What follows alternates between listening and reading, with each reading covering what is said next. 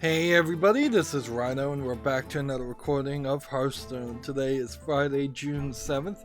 Starting late, I stayed up last night doing some recording after doing the solo adventure stream yesterday. So it's going to be kind of a late night stream today, unfortunately. Let's see. I guess daily quest wise, we need to play Druid class cards and Hunters. We need to get both of those done. We need to get all the news talked about. And I guess E3 starts next Friday, not this Friday, as far as I can tell. We got some major great drops. And I have a ton of arcane dust too. I was getting really good drops from the Rise of the Shadow card packs that I opened more of, which I'm trying to mark off as being seen, but clearly this is also glitched. Lots and lots of legendaries. It felt like, frankly, somebody, instead of typing in a pity counter of 50 packs, typed in a pity counter of 5 packs. And that has and that opened the door to get a lot of really good drops. I don't have any gold, however, so there's kind of nothing more I can do. I need to go to hsreplay.net and figure out what to do for my collection with the dust. I have on my main account a complete collection of classic cards, so really it would be a question about, do I want to make some Rise of the Shadow cards now, or do I want to sit on this dust until the next expansion comes out, which would be quite a while. And featured cards, I don't think that there's too many featured cards I'm missing.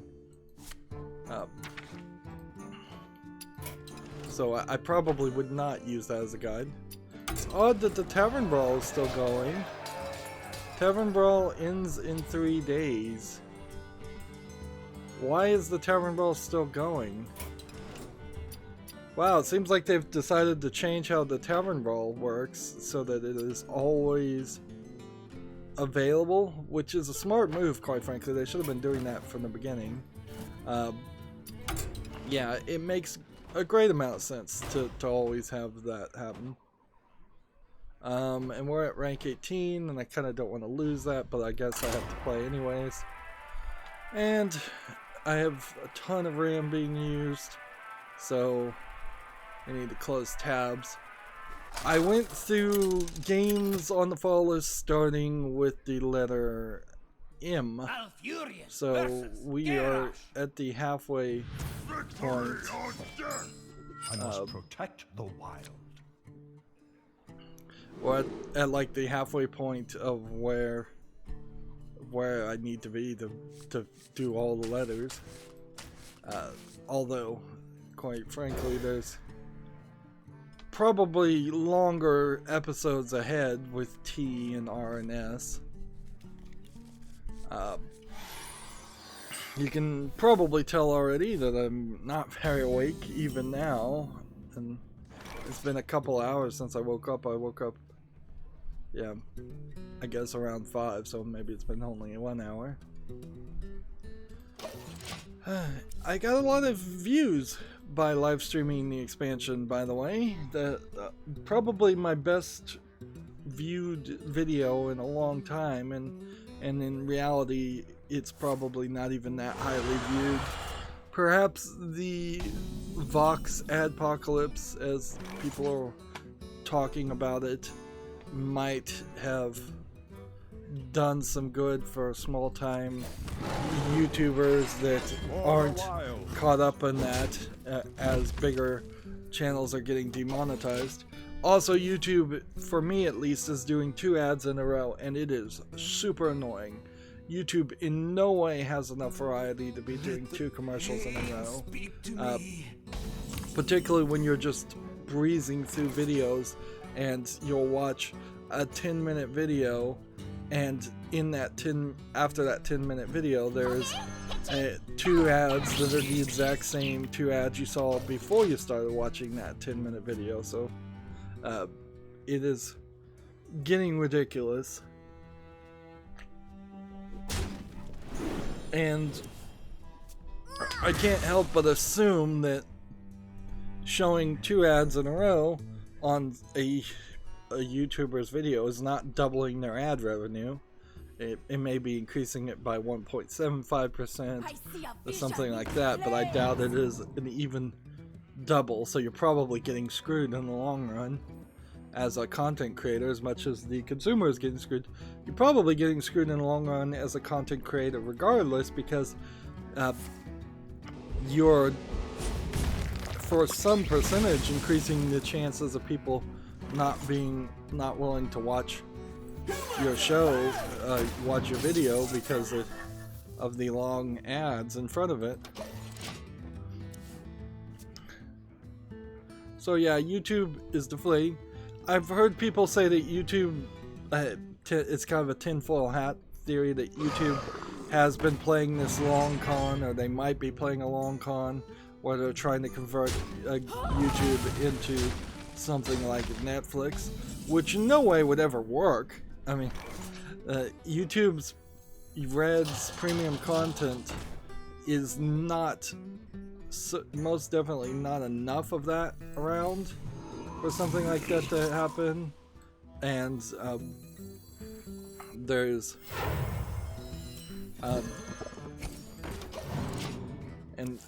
there's no way you could get rid of the millions upon millions of videos on YouTube and then turn it into something like Netflix, where all that content is much more polished and much more produced.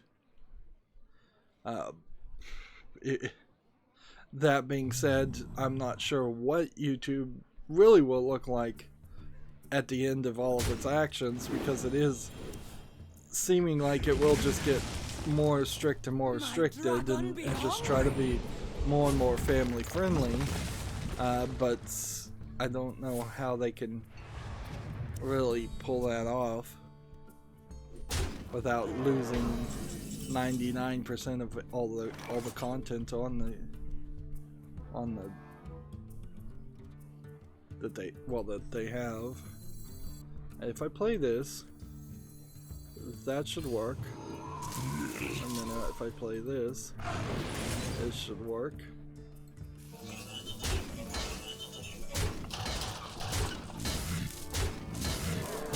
Give that minion a turn to get ready. End the turn. Moving on, Gamma Sutra has an article. Report: Blizzard cancels the StarCraft spin-off to double down on Diablo and Overwatch games. This is, I suppose, a rumor at the moment. The StarCraft spin-off was supposed to be a first-person shooter in the StarCraft universe, which wouldn't be the second StarCraft spin-off first-person shooters games that I've heard about, because there was StarCraft Ghost many years ago. I kind of don't know what Blizzard is doing, and I don't know if anybody knows what Blizzard is doing. Seems like they're going through, Activision Blizzard is going through a bad breakup, or the beginnings of a bad breakup between the Activision part and the Blizzard part, and I think when all is said and done, that might have caused them to make a lot of decisions that they probably are going to regret in the long run.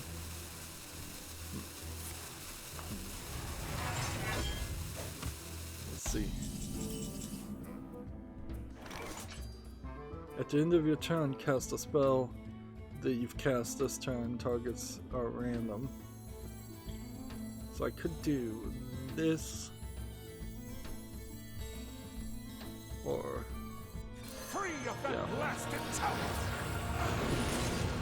let's buff them up again.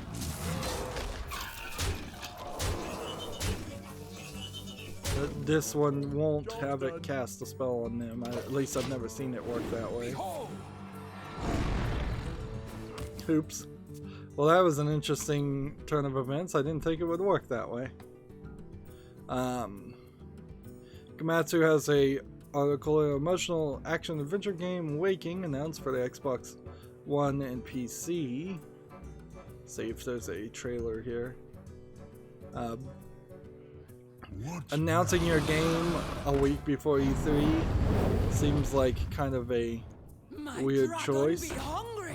This looks like it might be a slightly interesting looking game, but again, summer 2019, that's not that long. I don't really feel like the video game industry in particular has the wherewithal, for lack of a better term, to sneak out secret projects that are good. So if you're not hyping your video game, it's probably because it's not that interesting of a game in the first place. Run! I will hold them off. And certainly that's what I feel as I'm looking at so many of the games that are on the fall list. There's a lot of games that maybe are good but turned out to be mediocre and never advertised themselves, and thus they have no relevancy because nobody's ever played it. Video games more and more, as I'm looking at the fall list, are becoming very obvious to me, things that you can't really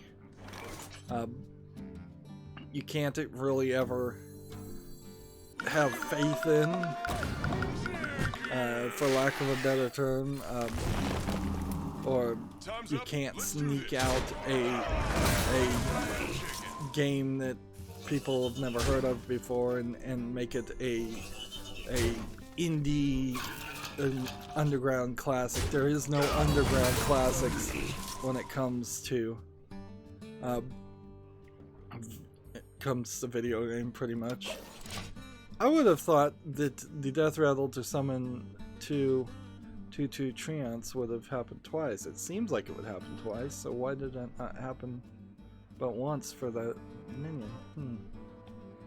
Maybe there's a reason for that and I'm not following. Gamatsu has an article, Omen of Sorrow coming to PC. I have no idea what Omen of Sorrow is, but it looks like a weird game nonetheless. It's a horror-themed fighting game. First launched on the PlayStation 4 on November 28th.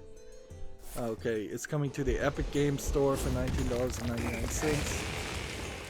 I have never heard of this.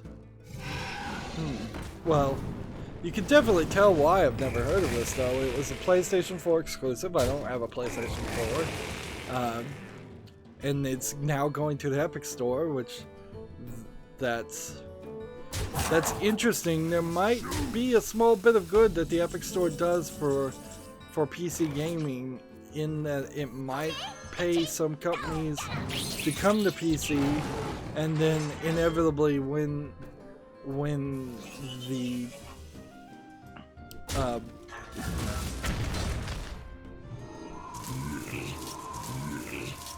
yeah, it does happen twice, actually, come to think of it.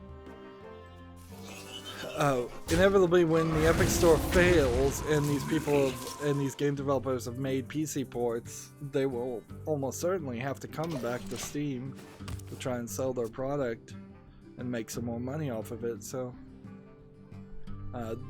there could be some good that happens from it, although I don't know how much.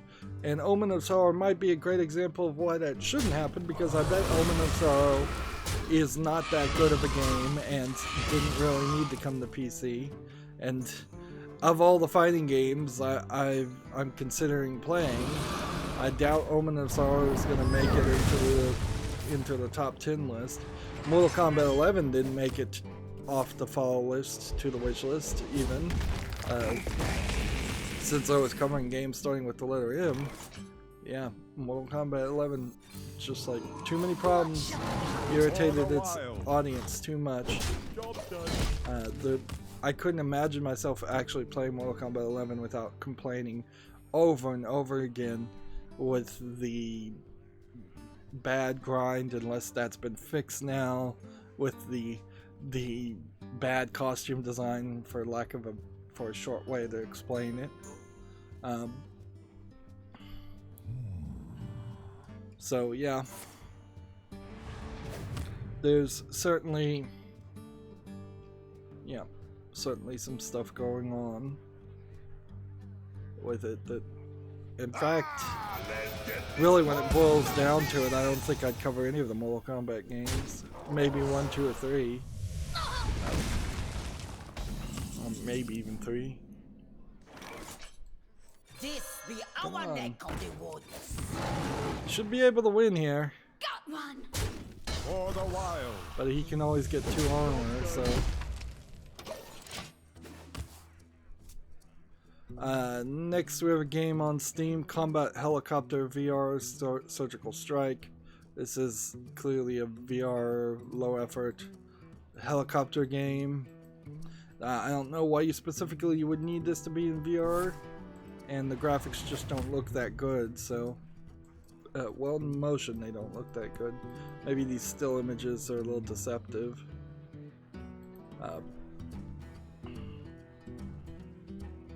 I doubt this would be an accurate and true simulator to learning how to fly a helicopter. It's early access, $18.99 with a 5% discount, English only.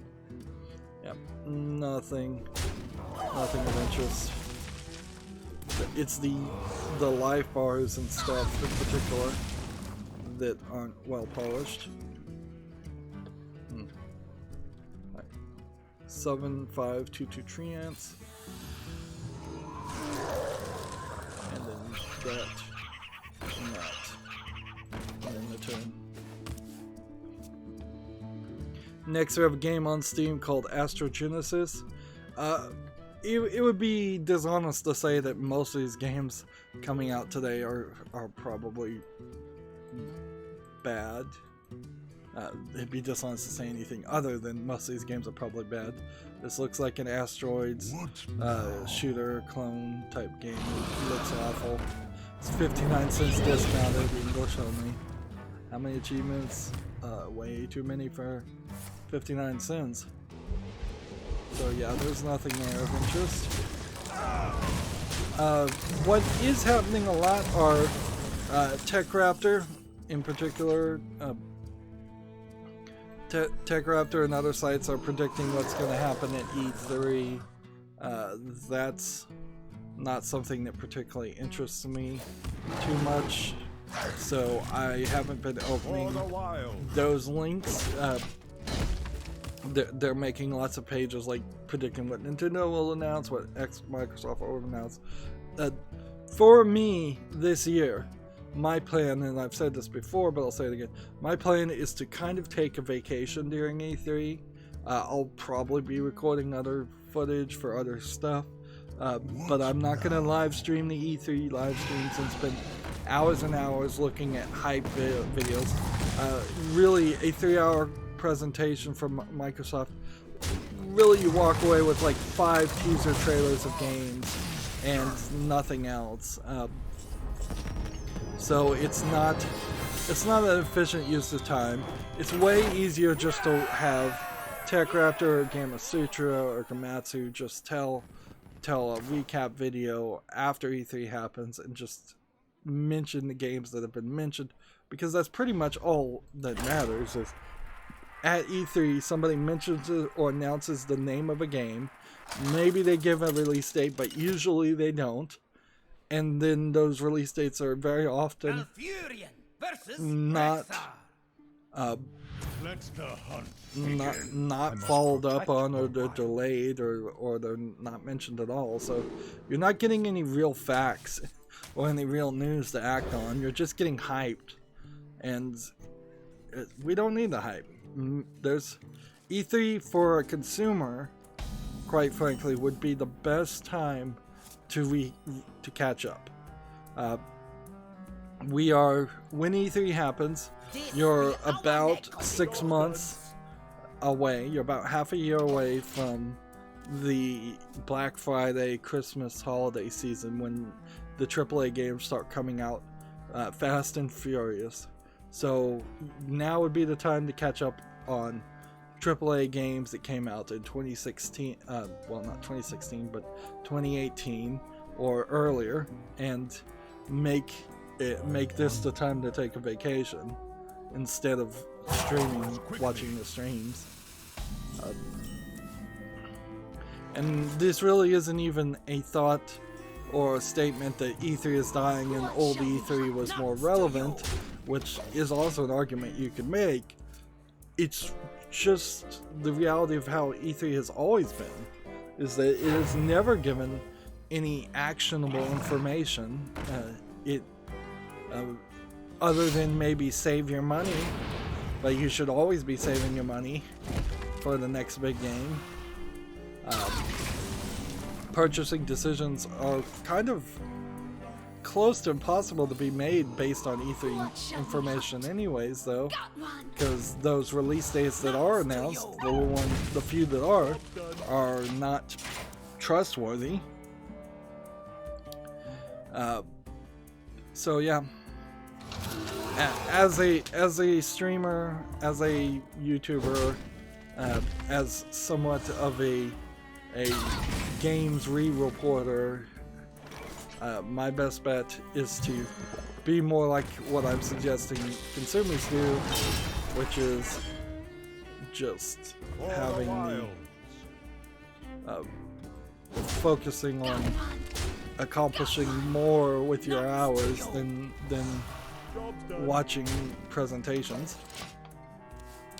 That all being said, Gamatsu has an article here. Xseed Games announces its E3 2019 lineup, which Xseed is probably a more niche developer, and some of these games are interesting. Akiba's Trip, or Akiba's Strip as it's usually misread in the title, Hellbound and Debriefed, is apparently a sequel to the original Akiba's Trip game. I believe this would be the third game in the series, actually, because there was another one that wasn't as well received. Akiba's Trip is a game where it's emotional vampires that get their energy by wearing fancy clothing, so you're running around in the game stripping these vampires of their clothing down, I think, to their underwear. I don't think it actually ever shows anything. And so it was a funny concept of a game that some streamers played for a little bit, and I'd sure love to cover it, but certainly it's not going to be a AAA seller or anything. Xseed's parent company is Marvelous Entertainment, which among other things publishes anime. So all of Xseed's stuff is going to be more Japanese weirdo stuff. Next game they have is Burger Time Party for the Switch. I wish more pictures would show up with this. And then Hero Land for the PlayStation 4. I don't know what Hero Land is, but that's probably it. This is Akiba's Trip. Rune Factory 4 Special is coming to the Switch. Sakuna of Rice and Rain for the PS4, Switch, and PC. Sakuna of Rice and Rain particularly was announced at last E3, if I'm remembering correctly. So it's a great example of release dates and E3 presentations not mattering, because half the games don't even come out in a year's time. Let's see. And then Shinron Kagura Peach Ball is coming for the Switch and PC. This is the pinball Shinron Kagura, and then there's one mystery title. I kind of wish these images were bigger. I guess we can make them bigger. So Burger Time Party's adopting a new thing. Hero Land, never seen it before. Here's Shinron Kagura Peach Ball. Here's Akiba's Trip. This is Sakuna of Rice and Rain, and this, which one was this? And then a new title. So one publisher specifically This be our neck of the woods. having 7 games to announce at E3 is quite a large number, quite frankly.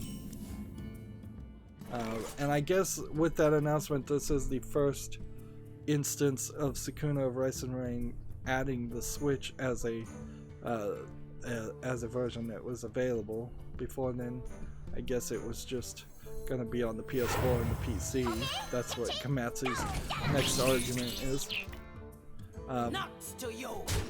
Sakuna of Rice and Rain is kind of an interesting game because it has this kind of ancient Japanese story it's telling, but it's half rice farming and half RPG fighting game.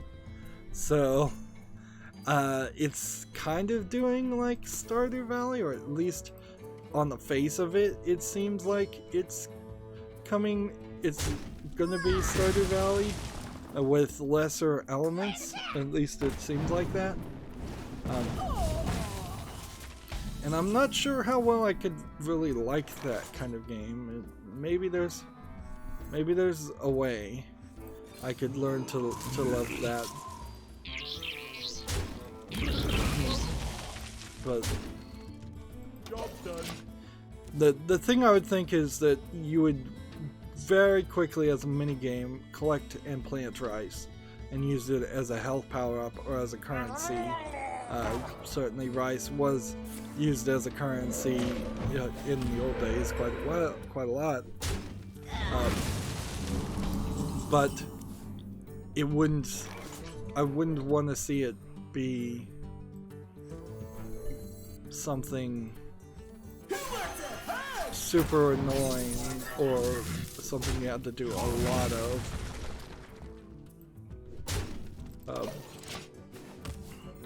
Komatsu has an article here, Burger Time Party coming to the West this fall, with some more images of Burger Time. I'm not really certain that Burger Time is going to sell well. It was an old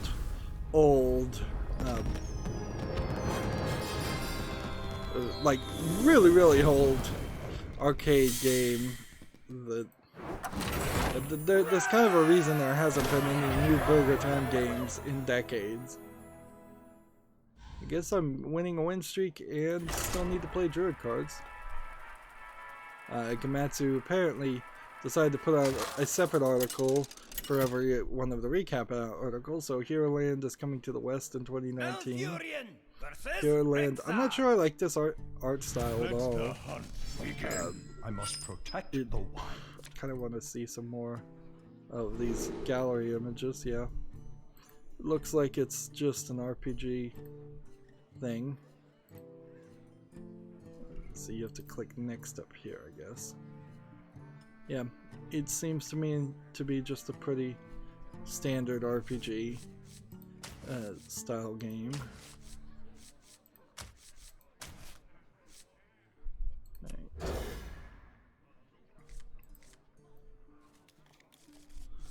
Let's see. Next, we have a game on Steam called Fractal Gallery VR, which is, I guess, a gallery museum VR room with a bunch of what one would assume is unlicensable fractal images that have been generated by the software, and one would assume aren't just being copy and pasted from images. This be our neck of the woods. I don't see a lot here, frankly. Like, looking at a few fractals is an interesting idea, but that's something you would do on a web page. Having to teleport yourself around and to look at things like this in VR doesn't make a lot of sense. Sure, it seems like these fractals are moving. I don't know why they'd be moving per se, because that's in some kind of fractal based on like a time element. It's $4.24. Is that what that says? Discounted. English only. Yeah, there's really no way that this could fall into the category of something that you should buy. For no one. Even for education, which it's tagged for, that doesn't make a lot of sense. What shall we hunt? Nuts to you.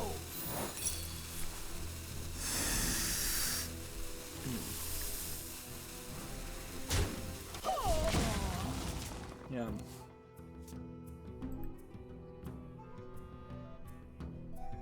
Bouncing around, we have Gamatsu's Akiba's Trip Hellbound and Debriefed coming to the West for the PS4 and PC. I wouldn't be surprised if somehow there's even some censorship in the PS4 version of this game. Apparently this was the original Akiba's Trip. So what was the Akiba's Trip that came out a couple of years ago? Was that the sequel?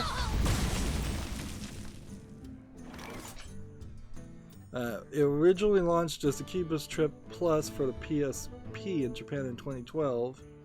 Interesting. So, yeah, that's weird. I guess that'll be a weirder experience, and frankly, that might mean that the gameplay is worse or different. So,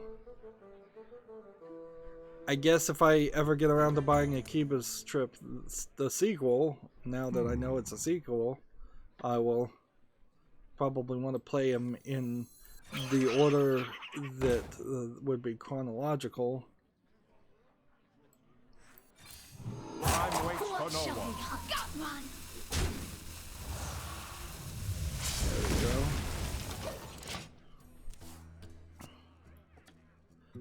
Next we have a game on Steam called VR Racing.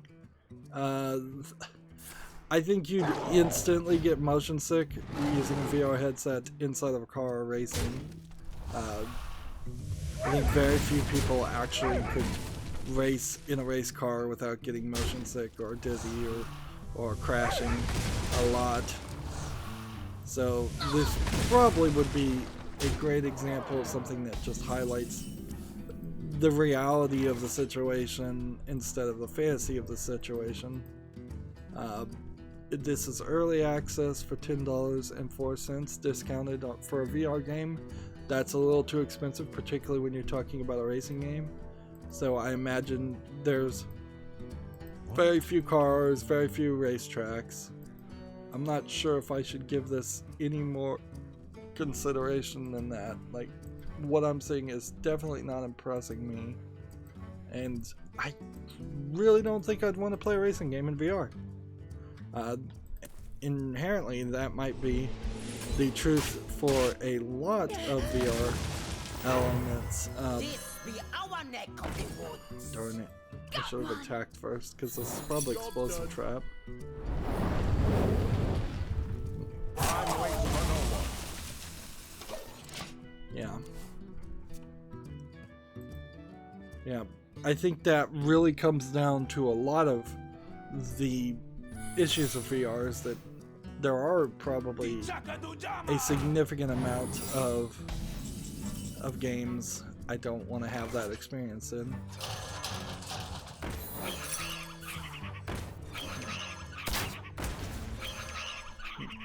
Job's done.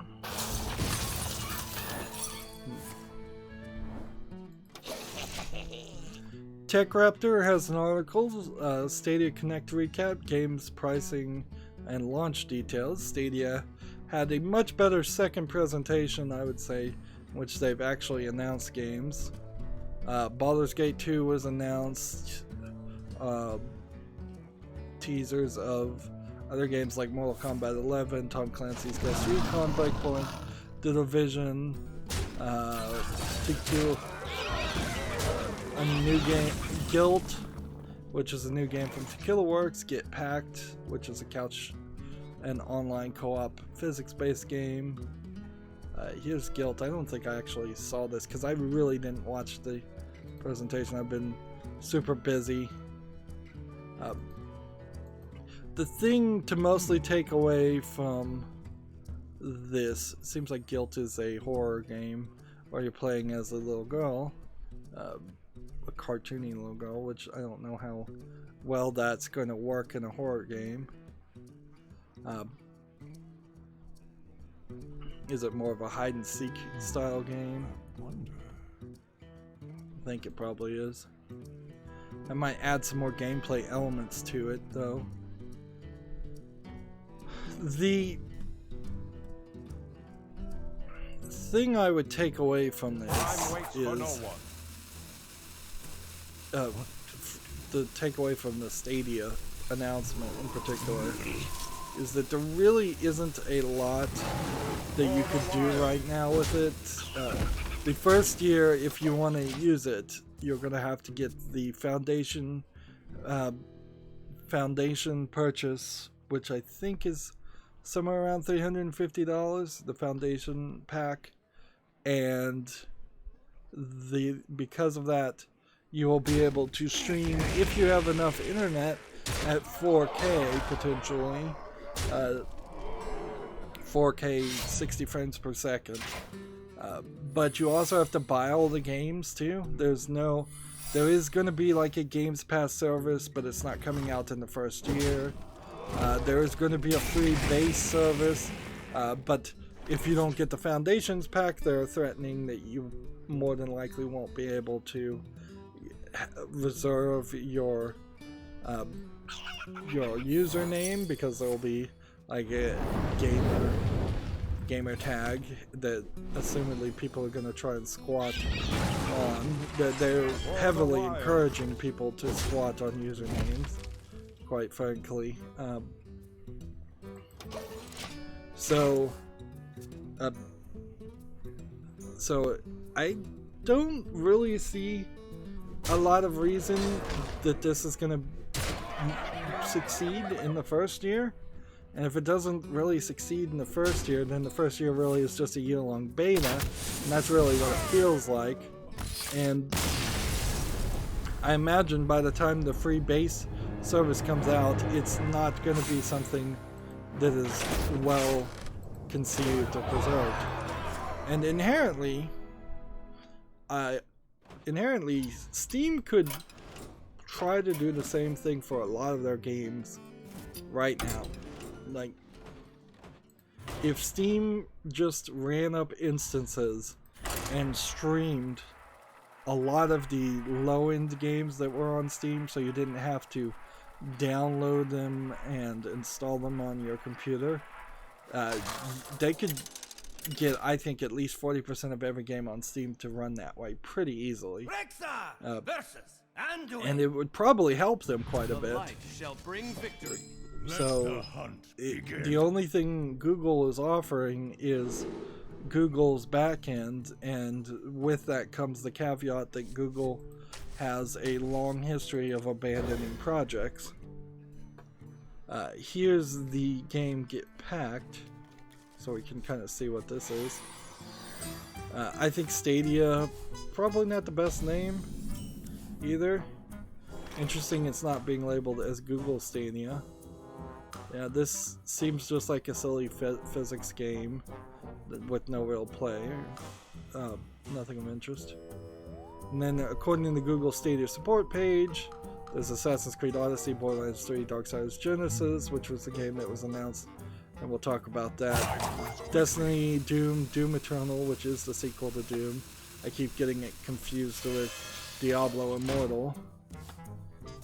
Dragon Ball Xenoverse 2, Farming Simulator 19, Final Fantasy 15, Football Manager Grid, Just Dance 2020, Metro Exodus, NBA 2K, Power Rangers Battle for the Grid, Rage, Rise of the Tomb Raider, Samurai Showdown, Shadow of the Tomb Raider, Rise of the Tomb Raider and Shadow of the Tomb Raider, and Tomb Raider Definitive Edition, so it's all the Tomb Raider games. The Crew 2, The Elder Scrolls Online, Thumper, which is probably the one that's going to most be affected by latency, Trials Racing, and Wolfenstein Youngblood, but not Wolfenstein 1. So that puts you in a position where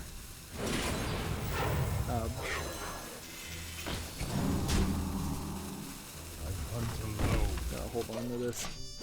It puts you in a position, though, if you look back at these games, most people of a certain style of gameplay are probably only going to play a few of these.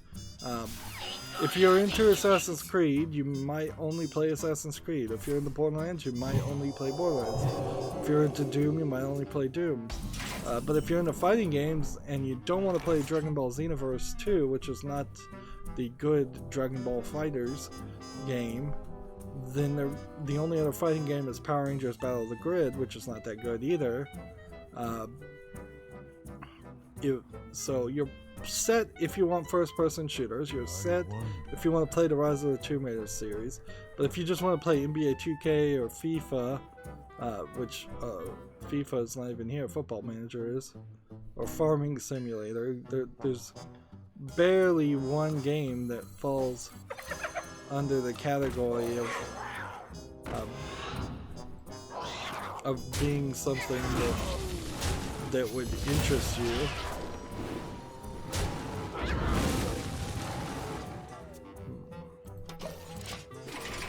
So it's kind of a good idea and a bad idea. They're doing some diversity of the games that they're trying, but they're certainly not supporting any game that came out more than 5 years ago, from best I can tell, and they're definitely not supporting the thousands upon thousands of games that you could play on PC otherwise. Let's see, that, and then that.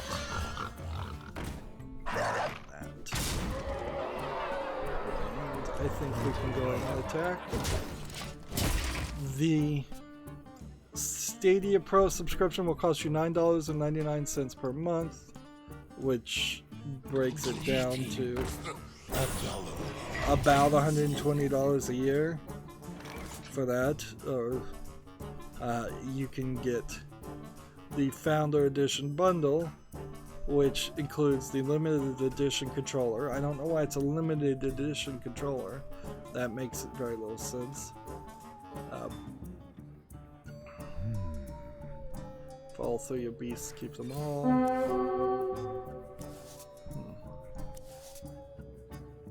Alright. This.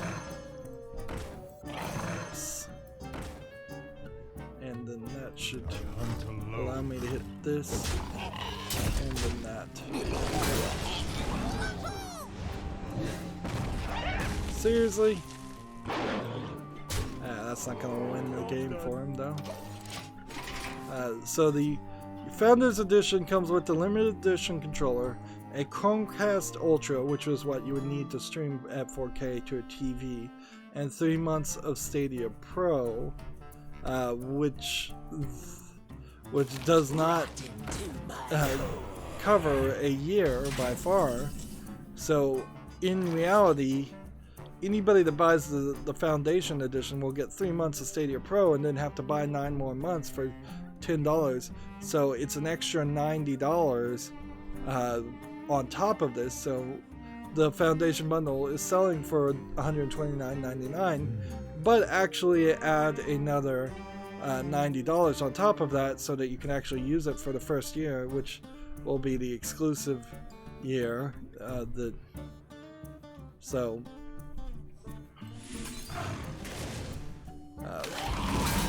So you're really paying $210, $220 for it. That's a major amount of money for this console that's not a console idea. Apparently, there's also Destiny 2 coming to Stadia, but Destiny 2 also I think is going free to play is the rumor, so you could play that anywhere. You have been. There is, I suppose, a slight argument to make that even at the Foundation bundle really costing about $210, you are not getting anywhere up to spending $1,000 on a new PC. Now, if built right and played right, a new PC should last you 5 years or more, or possibly even 10 years, while still being very playable and usable for games. Maybe you have to change a video card. But Stadia really is not comparing itself to PC gaming, because PC gaming price has always been high. It's comparing itself to console gaming, and there's a lot of benefit of getting a Xbox 2 or whatever it's going to be called, and a PlayStation or a PlayStation 5, which, in fairness, maybe the PlayStation 5 is going to be less than is going to be more than $210. It probably will be. It'll probably be $250, $350 for those consoles. So the thing that's happening here is things are just getting more and more expensive, and I think that is going to drive a percentage of people out of the way, out of playing console games or any kind of games other than cell phone games at all. Even the Switch feels too expensive to me. Maybe I'm just old-fashioned to remember when consoles... Oops, I should have attacked. I remember when consoles were $200, and even that sounded expensive. For things to be selling for $350 is kind of ridiculous.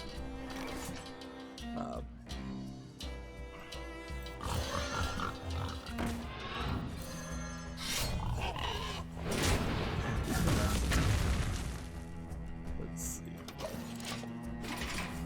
But so far, I don't see anything that would make me trust Google to want to go with Stadia, and I don't see anything that Stadia is offering. And of course, you run right back into the same problem that Microsoft ran into when they tried to do an all-digital future. A significant number of people in the military liked to play the Xbox, and they were afraid, or it seemed like with that always online requirement, that they would not be able to play their Xbox games. Microsoft backed down on that stuff for the most part.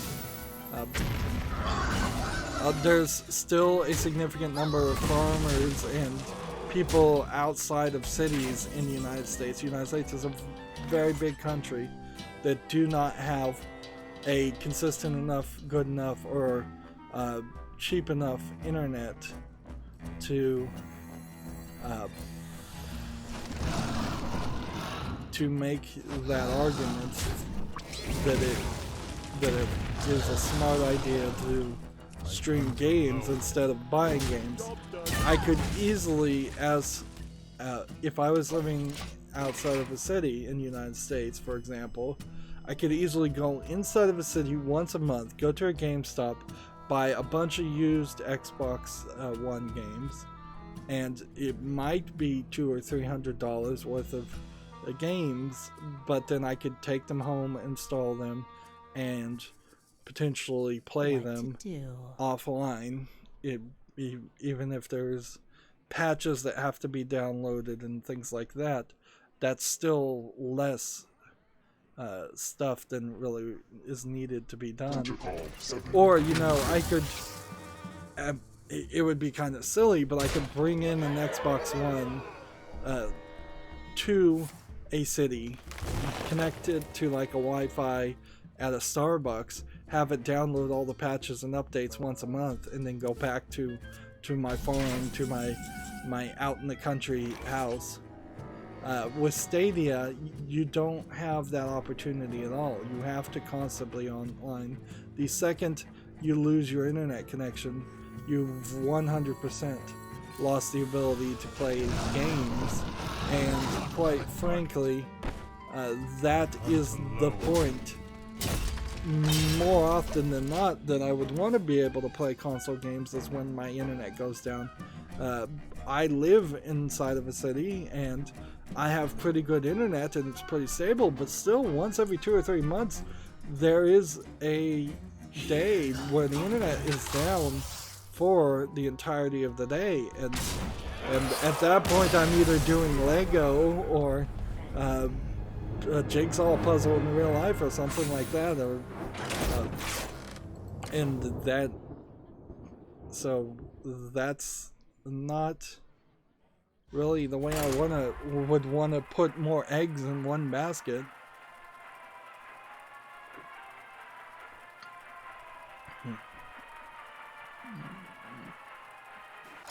There is also a fear of fiddling around behind the backs. Like, you could easily see that a Stadia game during the first 6 months of sales gets tons of server support and tons of bandwidth, and then once that first 6 months goes away, they start dialing down the graphics, they start having less and less servers.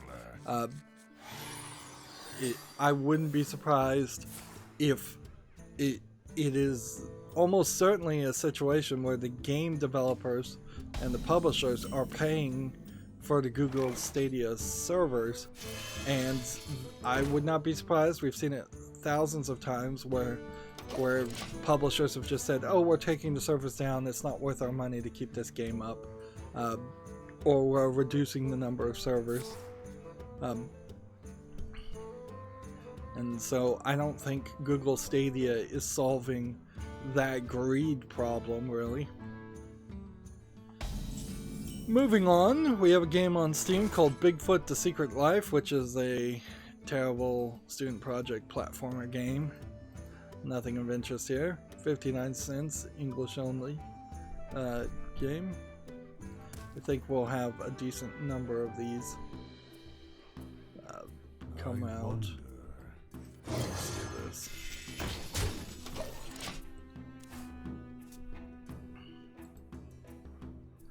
I suppose it wouldn't hurt to finish early today with the news.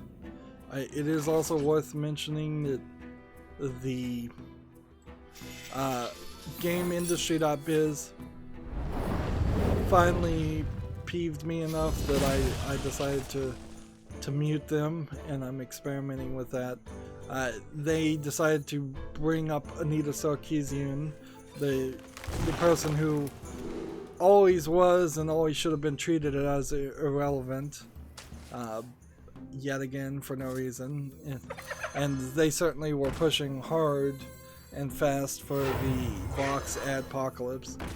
And certainly some of the people that are more liberal and SJW were telling a very different story from what was happening and from what I was hearing as far as the causes or reasons for the Vox adpocalypse, which frankly it seems like the Vox adpocalypse really has nothing to do with Vox or Steven Crowder. It seems like it is actually just an instance of terrible timing on YouTube's part, and then deciding they didn't want to take credit and look like they were doing something that they really weren't.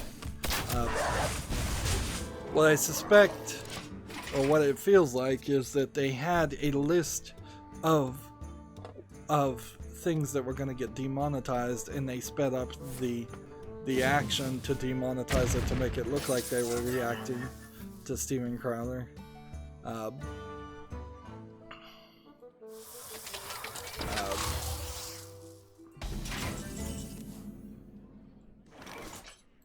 But yeah, the whole thing I'm trying my very best to stay out of. I really don't care to be involved in yet another one of these terrible drama things.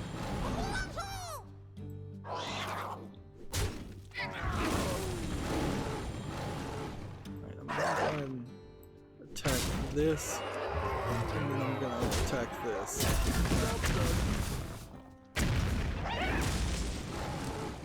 That didn't work out too bad. as for me, I've been demonetized like all small YouTubers have been demonetized since the beginning of the year. My watch time seems to be a little lower than usual too. So even if I did somehow get 1,000 subscribers, my watch time might be a slight concern. Probably not, since I have about 333 right now. If I could triple that, then I'd get triple the watch time almost certainly.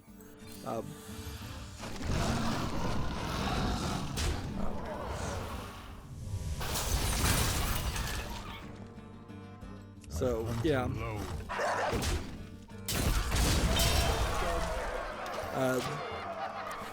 but maybe there's actually some silver lining on this. Maybe more of the conspiracy channels, which is really what YouTube said that they're mostly going against, is they're going against conspiracy channels and channels that are mostly built around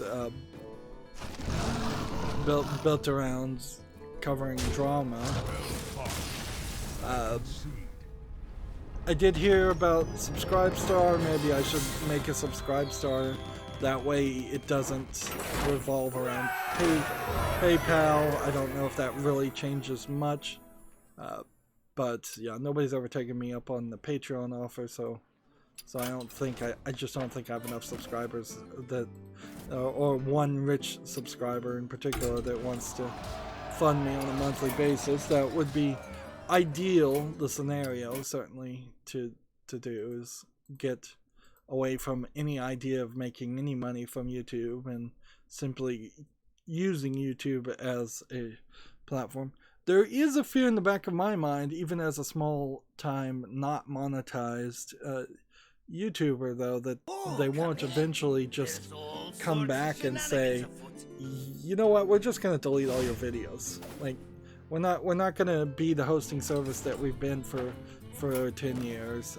We're gonna change how we do business, and you have 30 days to download 5,000 videos and back them up somewhere, and I have no idea how I could do that. I really couldn't. If they were going to do something like that, I'd almost demand them mail me the hard drives. Let's see. Paladin, a warrior, and play rogue cards. And I'm sure they wouldn't do it. There's these numbers here. Apparently because they changed things, they removed cards. And these numbers are new. Certainly. Guess I might as well just play rogue. We have a game on Steam called Sack of Bots. It's terrible. I tried to do a little curation here. 89 cents discounted, English only. But clearly I didn't do a great job of it. We've got a game here called Attached, which looks like an asset flip game. Yep. Nothing here of interest. Early access, $13.99. Yeah, this is the pre-E3 garbage that we're going through. We've got a game called Czar, Burden of the Crown. This might be an older game, so there might be something here to this.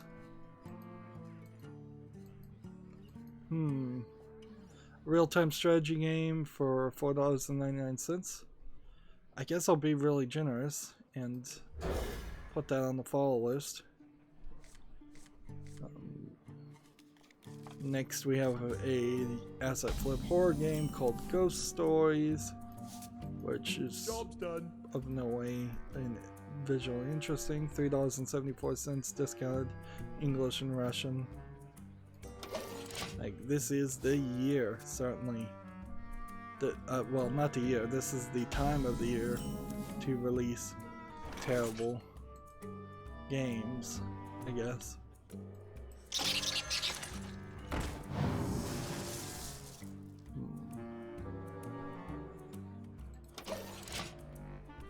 Let's see. Next we have a game called Swords of Gargantua. might be something. Might not. Looks like it's a sword and shield style game. Kind of like Mordhau. Mordhau, by the way, I did not also put on the follow list. Requires VR. It's $19.99. Single player and online multiplayer. So many options. I think this deserves to be on the follow list because it looks more visually polished than most of the games I've seen, and it seems like you're fighting giant monsters in VR, which would be an interesting idea, certainly. So many options. Yeah, I think there's something here worth checking out if I ever get VR, so I'll put it on the follow list.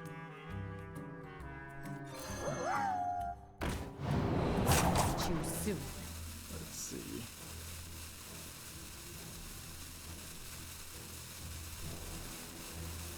Don't want to steal another car. Job done.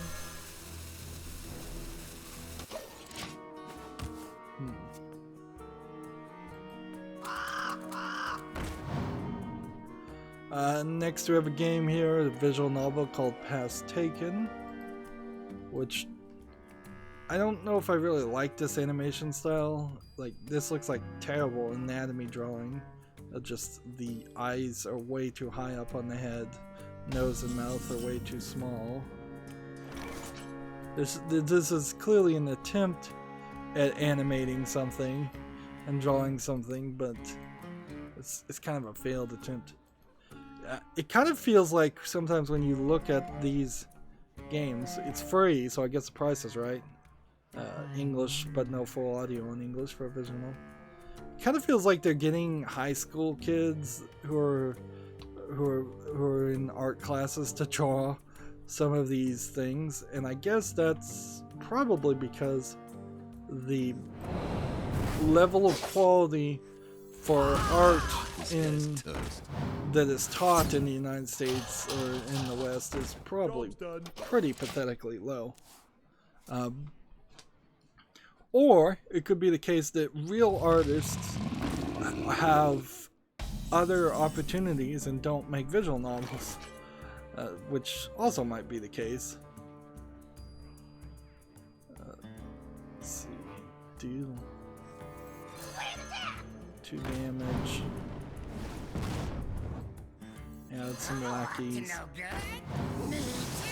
Steals card.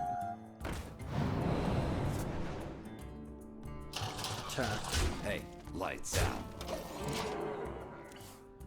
Tech Raptor has the same article. Stadia Connect Baldur's Gate 3 officially announced.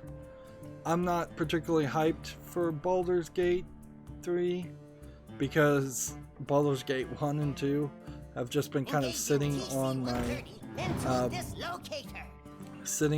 my follow list and thinking about whether I really want to cover those kinds of games or not. Because they're kind of like Diablo-esque clones, and if I'm going to play something like Diablo, why not just play Diablo instead?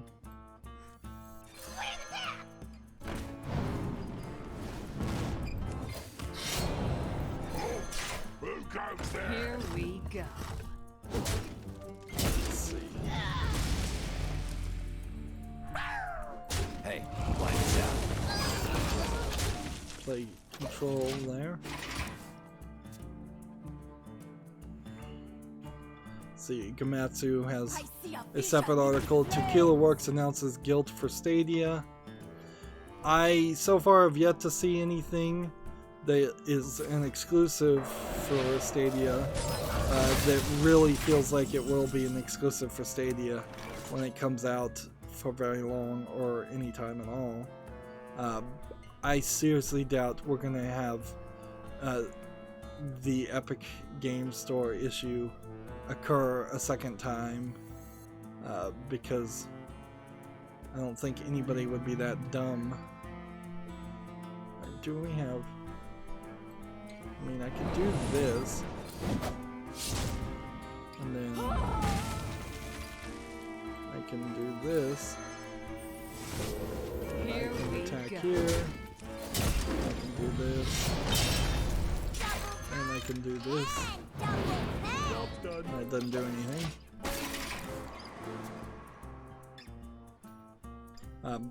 Yeah. I seriously doubt we'll see any exclusives on Stadia.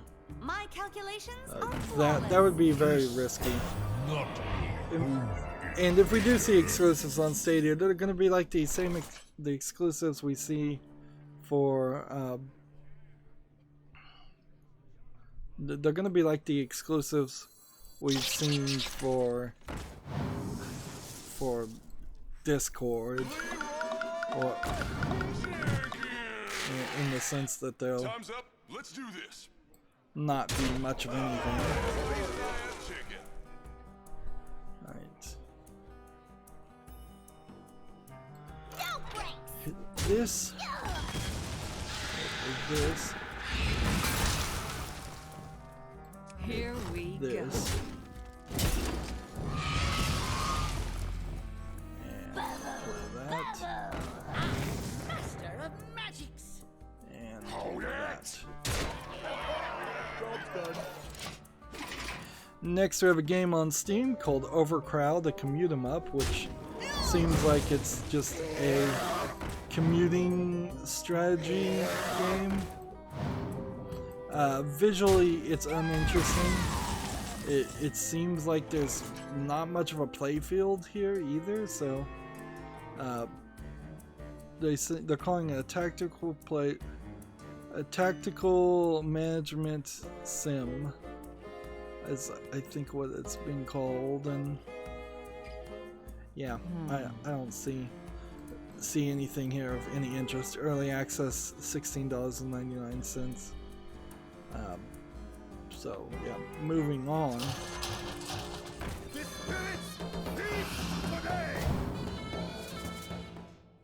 Alright. Return the friendly thing to your hand. What happened to my other cards? I guess I did only start with 3. So, Meet you soon. isn't this wrong?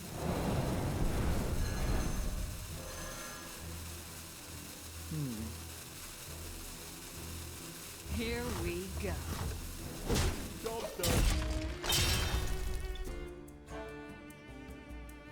Let's see. Next we have a game on Steam called Retromancer, which looks like a Robotron clone, just top-down twin-stick shooter arcade game. $6.79 discounted. English only, nothing of interest in it. Man, like it's really gonna be one of those days. Pain, speak to me.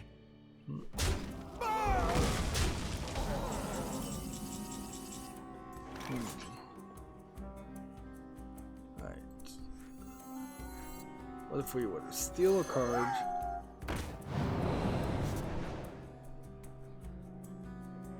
Okay, well that's something. I am master of magics. The light protects me. Here we go. Job's done. Next we have a game on Steam called Road to Guangdong Road Trip Car Driving Simulator story-based indie game. This is already mostly negative, so I don't know why particularly it's mostly negative. It kind of looks like it's kind of polished, and I bet all the negative reviews are Chinese. It's early access. It's $11.99. Supports simplified Chinese and several other languages. I don't want to see why.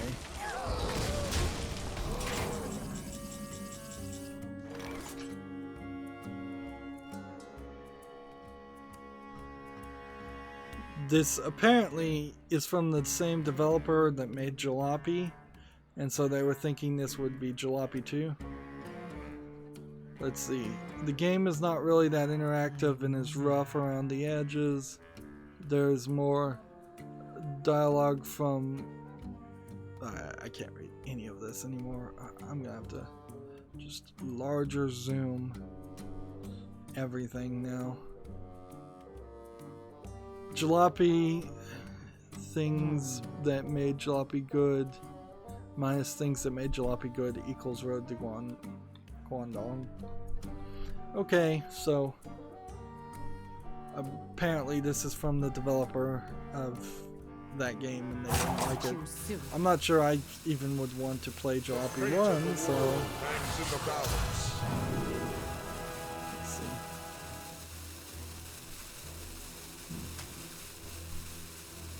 Destroy an undamaged minion.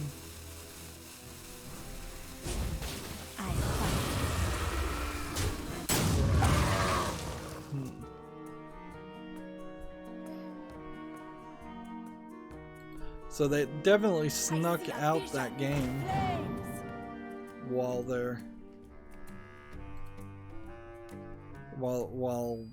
E3 is happening. But I really need to address my eyesight as an issue too, and I don't know what I'm really going to do about that. Like, I really can't move my first monitor off my screen, off the wall. And the first monitor is not usually the problem, although it has been in the past. So either I need some binoculars, and I need to move my second monitor closer to me, which I think is kind of what I need to do. Although that would be kind of a problem. I guess I could move it slightly closer, about 6 inches. I don't think 6 inches are going to make a big difference, but it'd be something. Here we go.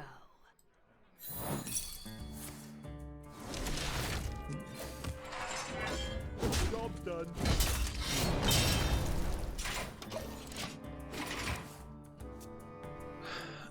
Next we have a game on Steam called Senator Scarlet Scarf, which looks like a visual novel. This looks different by far. Like, seems like it is definitely a Western animation style with a Western way of doing things. Having the text on the side instead of at the bottom of the screen and putting in little bits of animation. This actually catches my attention. $9.99 discounted. English and Russian. It might be a Russian bad game, but I don't see that. Alright. Need to play 9 more rogue cards. So I'll put that on the follow list. Gamatsu has an article, the real-time strategy games, they are billions, is coming to PS4, Xbox One in July. I don't think there's probably much more that needs to be said there. I've heard they are billions mentioned a few times, but I don't really know if there's anything special about it to say. Let's go ahead and play that. See, Gamatsu has an article, Citizens of Space announced for the PS4, Xbox One, Switch, and PC, due out June 18th. I have no idea what this game is, I've never heard of it before. So, it seems like it's a Sega game. Sega putting out a small lesser, or publishing a small lesser named game. It seems kind of like it's probably a bit of a adventure RPG. There might be something in this art style and the storytelling that makes this slightly interesting, but I'm not 100% certain about that. We'll have to wait till we see some reviews until it's out. Here's an interesting story from Gamma Sutra. Naughty Dog is shutting down its PS3 servers for Uncharted 2, Uncharted 3, and The Last of Us. So this is 10 years or almost 10 years that these servers have been up, but it also is an example of why you wouldn't want to trust things like Stadia. Now I guess that would be the online play elements of those games, although I didn't know Last of Us even had online play elements, so I'm not sure what you're really getting there. Is this something that you could read more into? You could try, but you really don't have any evidence here that this isn't, for example, an example that Naughty Dog is losing faith in PlayStation and they're going to start releasing their games on Xbox, or that they're going to start releasing their games on PC. I don't think you can read that into it. If anything, I imagine Naughty Dog is fine, although maybe the people inside of Naughty Dog have changed quite a bit, because certainly the writer for the Uncharted series, she went to make that Star Wars games for 1313 that was cancelled, and so she's working for a different company.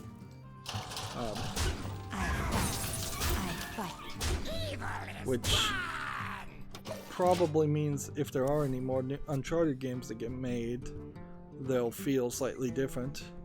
PlayStation, at least last E3, was heavily pushing The Last of Us 2, but it could be a case where we learn more after The Last of Us 2 comes out that their solo relationship, their exclusive relationship with PlayStation might stop.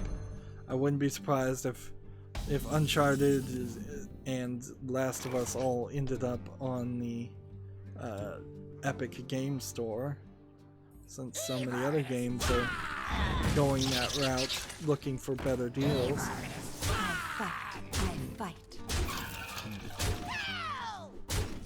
On the other hand, I could certainly believe the exact opposite is actually going to occur. I wouldn't be surprised if there is a whole another collection of exclusives that Sony has licensed for the PlayStation 5, and they're all going to get announced around E3, and the PlayStation 5 actually is doing the things it needs to do to have a good release. Up to no good. This next game on Steam has got me a little dumbfounded. It's called Cooking Simulator, and at first I thought, oh, this is just going to be a terrible, poorly animated game. But it actually seems like there, at the beginning of it at least, that you could try to actually use it as a cooking simulator game. Maybe not. This might be more like Goat Simulator. So when it starts, it's just showing you cutting and slicing things and blending things and actually doing actions that look like actual cooking, and you're getting points for that. It's not until you get to about the midpoint that it starts going off the rails and showing that also if you just want to screw things up terribly, you can do that also. And this is mostly positive at $17.99. I think this deserves a follow. Now I'm not sure how much I'd want to play a cooking simulator game, quite frankly, but there probably is some of that would interest me. Although I don't know how many levels or missions there are that actually revolve around cooking, and how much of it is just a joke game. So I'd kind of need to see a whole review. And certainly this still falls under that category of you're doing somebody's job. I would say cooking can be, if done at a leisurely pace under low stress situations, can be a hobby. But if you're cooking a kitchen line, that certainly is not the case usually. It's more of a job, more work. Often a job and work with people who are not very interested in doing that kind of work in the first place and just can't find better employment, or people that are just not qualified to be doing the work in the first place.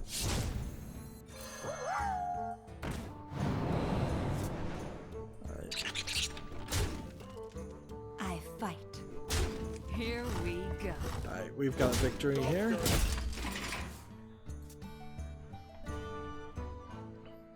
Next we have a game called Dash Danger Action Speed Heroes, which I'm fairly certain this game already came out on Steam. I could have sworn I had seen a game by that exact same name.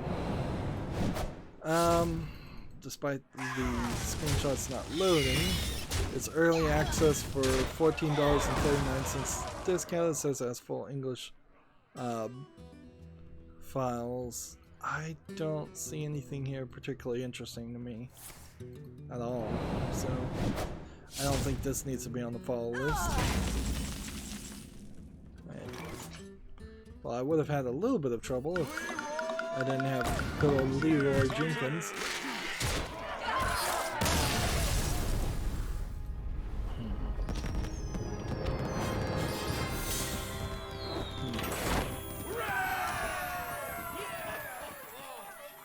Still need to play 4 rogue class cards. Is that all we need to do?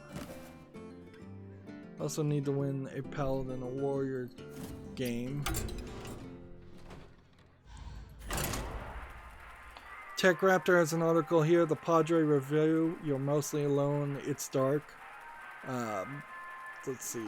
That implies to me it's probably not a very good game. From the looks of it, it certainly doesn't look interesting. They gave it a 6.5. Good. Taking the role of a demon hunting, wisecracking priest, explore a visually distinctive voxel mansion. It's pretty enjoyable if you can survive the awkward controls and story. It's a cozy, competent creep fest. Let's see. It has a weak, confusing plot, frustrating combat, and no manual saving. I don't think I would want to play a game that looks like this. I've never heard of this game, so I may have seen it when it first came out, but I am definitely not inspired to look up the Padre. Spanish for the father, in case anybody doesn't know that.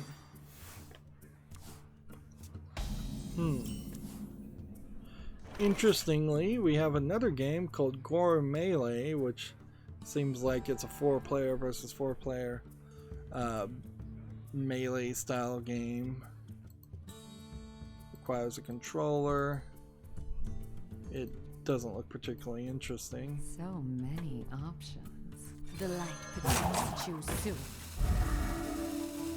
Let's see. Yeah. It's $5.59 discounted, English only.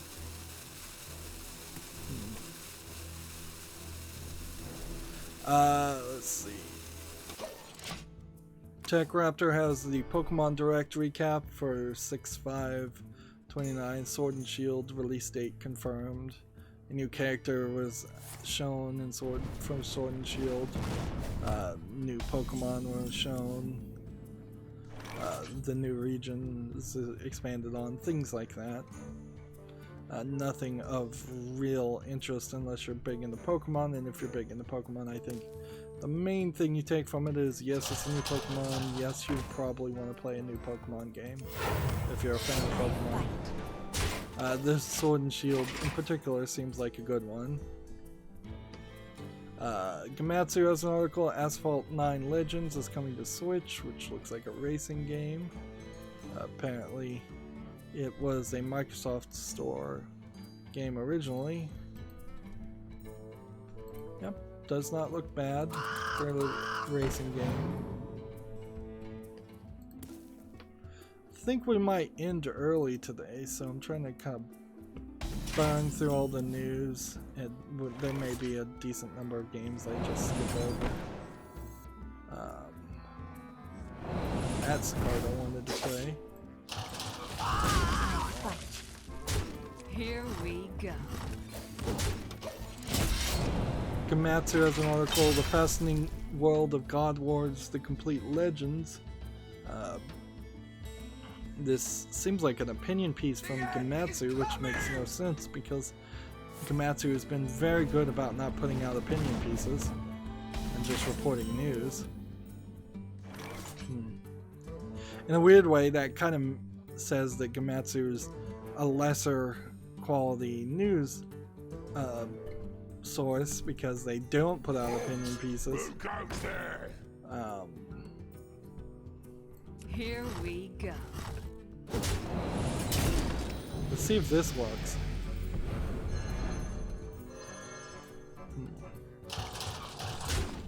I fight. No, I don't think it worked at all. Who lost this buff?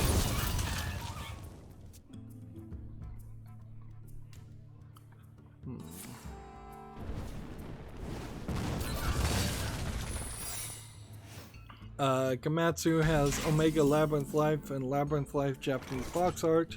So here's the Switch version of the box art, showing a couple of girls and using the boob Omega sign, which this is not the Omega sign really. Labyrinth Life, whereas PlayStation 4 has considerable more girls, and you're seeing cleavage, but it's mostly covered. You would think Labyrinth Life would be the less censored one by comparison. The only thing you're seeing more of in this case is the back of the thighs and legs. So many options. But you're still seeing quite a lot of that anyways. So the Japanese art, at least, is not getting significantly censored by the Sony Interactive Entertainment in California. Here we go. But the internal content is definitely censored.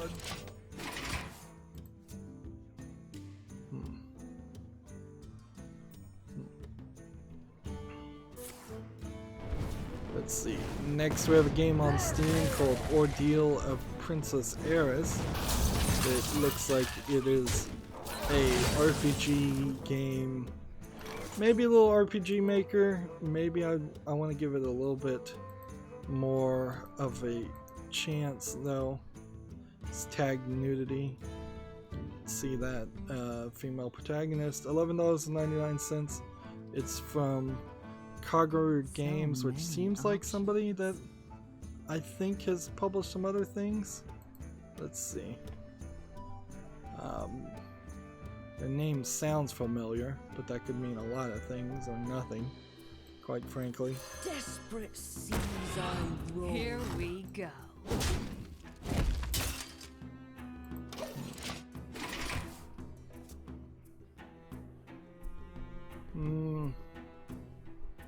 Looks like Kagura Games is mostly known for publishing games that look like RPG Maker games and are selling mostly on nudity. I'm gonna make a mistake, I think, here in this case and put that game on the follow list, Ordeal of Princess Heiress, but almost certainly it's a mistake. Let's see. I wonder. Rush. Desperate seas I roam. Let me go home. Here we go. Job's done. My turn. Next we have a game on Steam called Neon Junctions, which looks like it's a 3D puzzle game, kind of like a electricity pathfinding game. There might be something here, or this might just be a slightly more polished asset flip game. Earth. from the looks of it. I think it deserves a follow.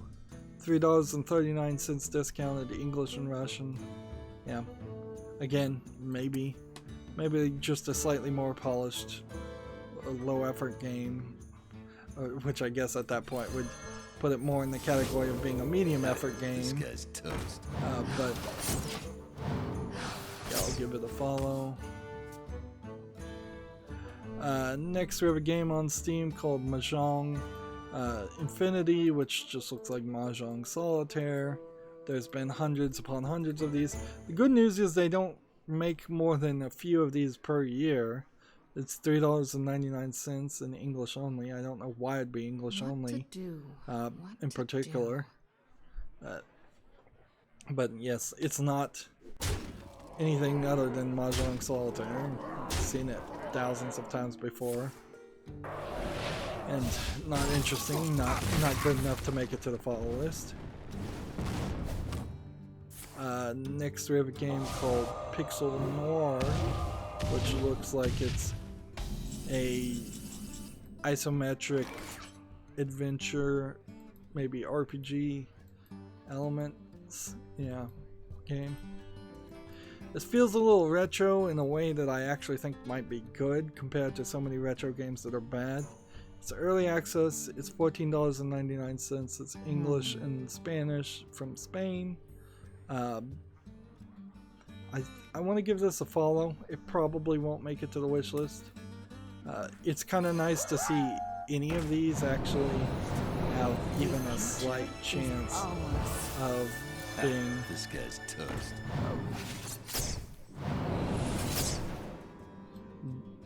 like even a slight chance of being good is nice, because I thought we were definitely going to see nothing but garbage today.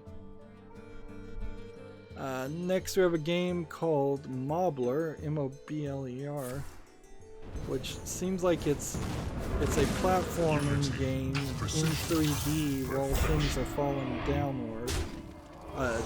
It doesn't seem like there's a lot of sense here, but there might be a game here.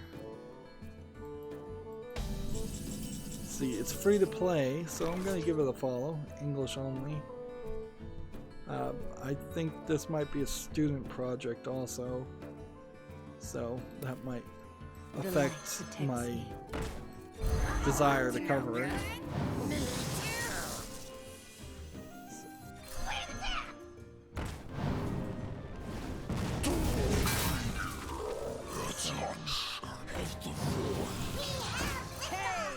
Good tickets don't come Hey, cheap. lights out. There we go.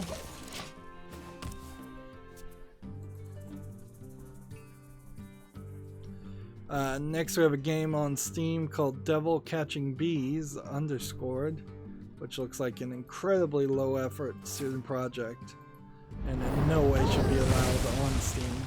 Just total garbage. English is not supported, 59 cents, simplified Chinese. There really should be a way to flag these games as just like extremely inappropriate. Like, not up to the snuff.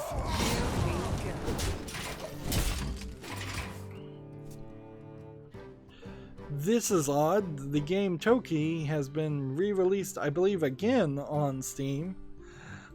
Because I'm fairly certain that this was either in early access before, and we've definitely seen this before, but it came back and said that it's out now.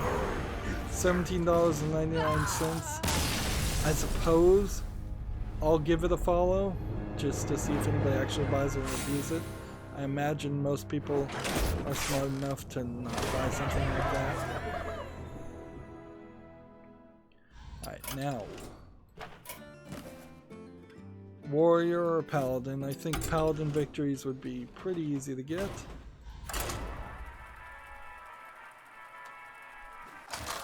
Next we have a game called Igoria. Let's just use no deck. Which looks like it's a life like real-time strategy sim type game where you're running your tribe. $16.99. Sorry, mistake. This is an early access version. It's not labeled early access.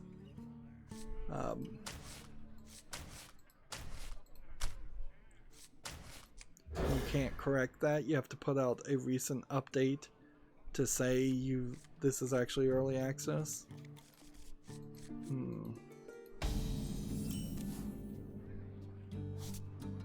Job's done. That's suspicious, to say the least. Alright.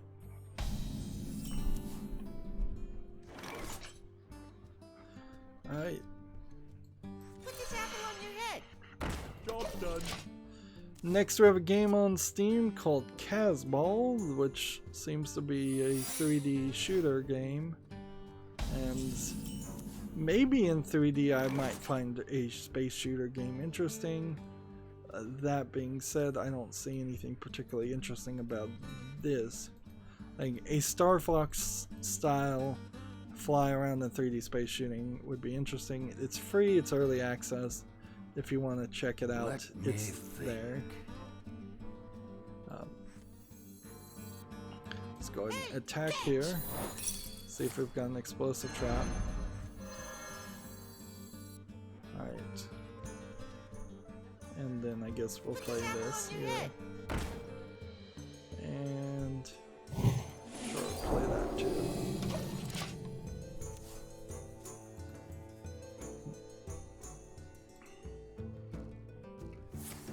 To my side. Gamma Sutra has an article here. Epic launches its overhauled Unreal Online learning portal. So if you want to learn how to program in the Unreal Engine, which first things first, you probably need to understand either Python or C++ programming, but they've overhauled it, and one would hope that means it's a better experience. Good chance it's really just an updated experience for the new features in the next version of Unreal, and nothing more. It's still probably going to be highly technical and highly detailed. Twitch has been having some trouble. The site is returning to normal as they recover from the issue. They've been looking into issues causing the site to not load, and issues where streamers via PS4 or Xbox One apps were not able to log in because they needed to use two-factor authentication. Let's see, other issues certainly have been happening. Twitch certainly not the smoothest of experiences that you would hope it to be. Right,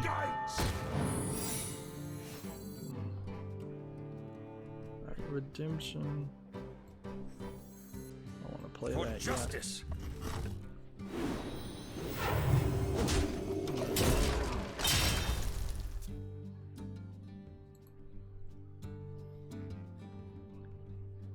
Let's see.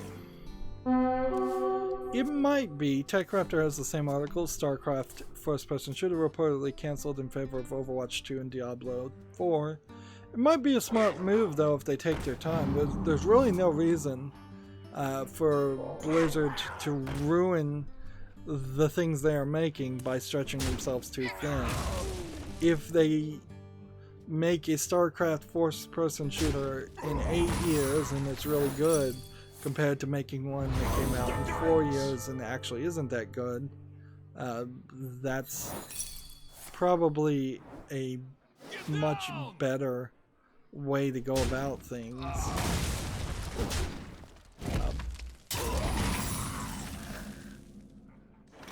Alright. This, this, I'll never tell. this, in the turn. Gamma Sutra has an article here. Tencent sells a quarter of its Glue mobile shares for 56 million, which I'm not sure if this really really is anything other than Tencent just making some money. They got 21 million shares for 126 million in 2015. This following the success of Kim Kardashian's Hollywood, and later on invested further in 2016. I imagine Glue Mobile, if you're making a Kim Kardashian's Hollywood game, probably not making anything that's selling super well these days. So it might be an instance of a lack of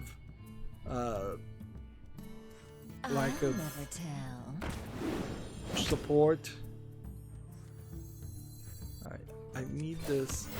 Reporting for duty.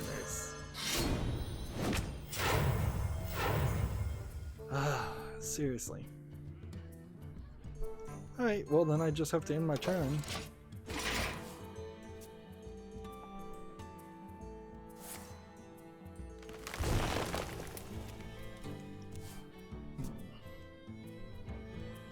Trying to go through some of these games and just close them if they're terrible.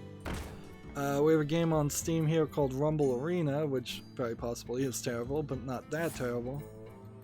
It looks like a Smash Brothers style clone game, except for it's player versus player. It's free to play, single player with online multiplayer. Yeah, I don't see anything here of interest. In-app purchases is not the way I'd want to go with a Smash Bros. Clone. So that's not making it to the fall list.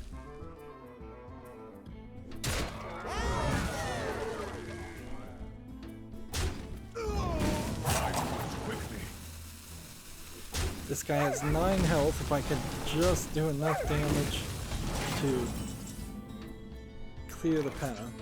For justice. Alright, well fine. We'll do this. We'll do this. And do this. For justice. Do this. Reporting for duty. And I might lose or I might win depending on how this goes. Next we have a game on Steam called The Penguin Factory, which seems like it's an incredible machine style clone game with some low effort assets, and it looks like it's probably a mobile game with all these buttons on the screen. There's really nothing visually attractive to this or interesting looking in the gameplay. It's $1.49 discounted in English only. So the Penguin Factory definitely not making it to the wish list. Alright. Well, let's play this. Do this. For justice. Well played.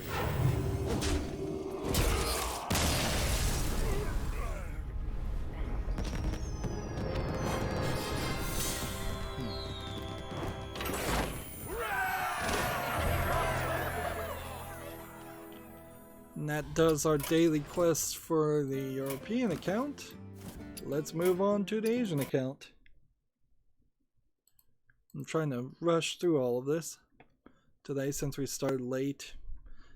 And alright, Gamer Sutra has an article here. Sony is trialing new PlayStation voice chat transcription feature. It's a little surprising that they would admit that the voice chats were automatically transcribing everything that was being said.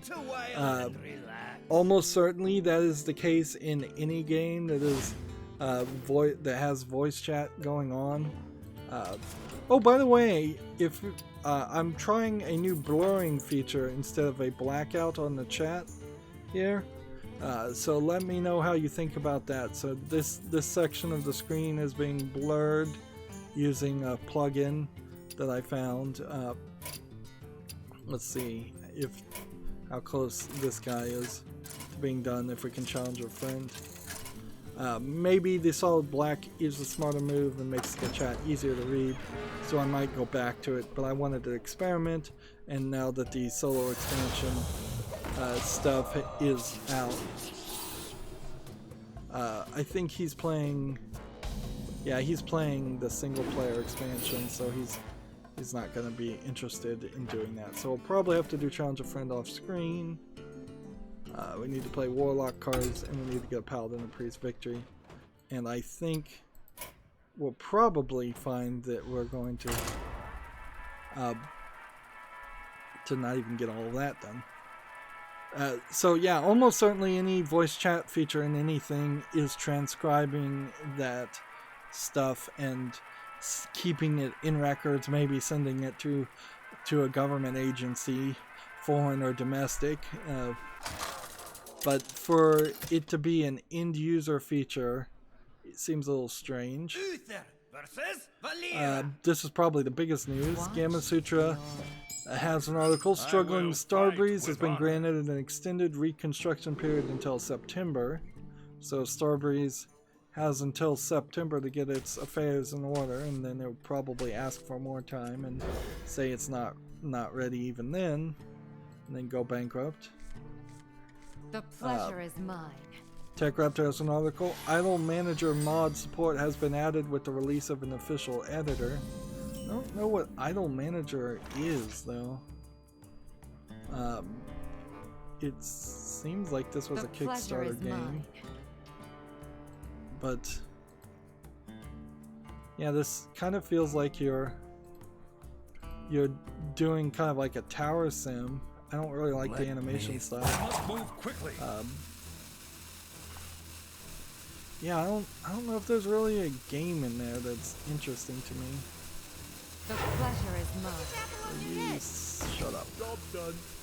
I'll take my time, and if you don't want it, see, it feels like this Idle Manager game is a lot more than meets the eye. It doesn't seem like it is as much a management game as it might be some other elements. Have some other elements in it too, like relationship management. And the way things are being shown here in this animation style does not look like any of the characters that are being shown here. This animation style is very different than that. This is dull and lacks detail and shading. This is bright and lots of detail, lots of shading. And frankly, I can't even 100% explain the difference, but I can see the difference by far.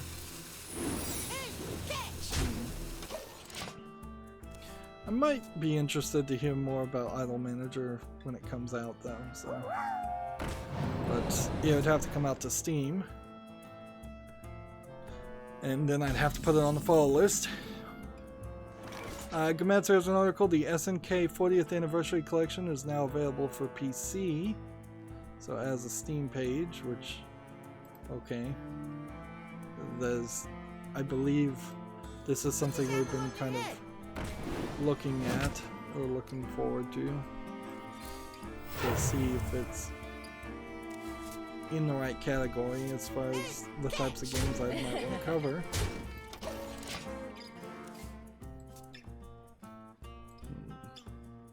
Here's it on Steam, and it seems like it is a collection of games that I think are mostly very old SNK games. So if I go through it twice, it seems like they're not really that interesting. This is the kind of game where I might get it, or this is the kind of bundle where I might get it just to support old retro games, and maybe because I would then feel better about finding ROMs somewhere else and running it through an emulator. But most of these SNK games don't strike me as interesting at all. Like, and they've got this one bikini-laden character on the front to catch your eye, but most of these games look like old arcade helicopter shooters and such. It's kind of bait and switchy. Let's see. The light protects me.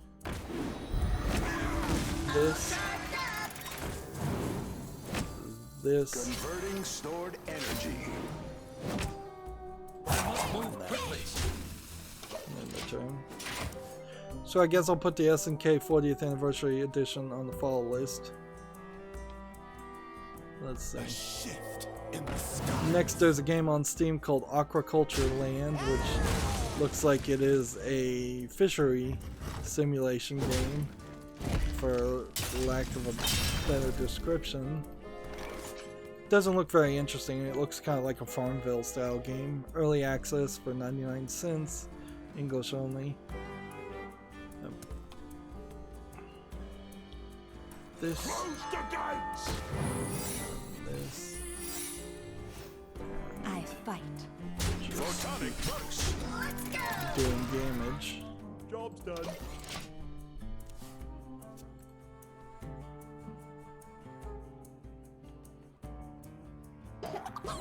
Next game we have on Steam, I need to look at a little bit because there's some lewd, risque images. Yeah, decent number of these. Sakura MMO3 is out by Winged Cloud. It's tagged simulation nudity and visual novel. It's $7.99 discounted. The Sakura bundle of games are not good. It's English and simplified Chinese as the languages. Anything from the Sakura line of games by Winged Cloud are designed to sell on sex and sex alone and not actually be entertaining. Alright. Follow the rules. Reduce that. Do that. For justice. And continue to do damage. Photonic perks incoming. Gamatsu has an article here. Sony and Flavorworks announced Erica for the PlayStation 4 PlayLink, which seems like a full motion video game. Is PlayLink the initiative where the games are made by Chinese developers?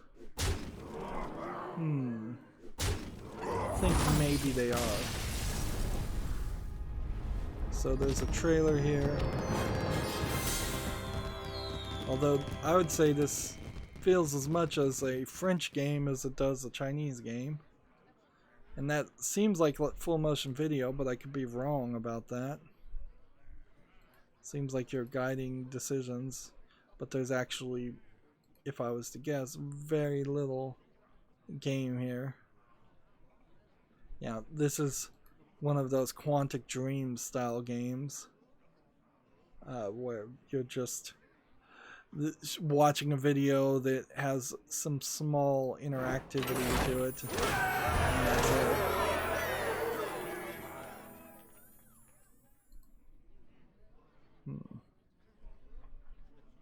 Alright, what else did we need to do? Besides challenge a friend, play Warlock class cards? Here, let's challenge a friend and see if he'll accept. Please accept. Thank you.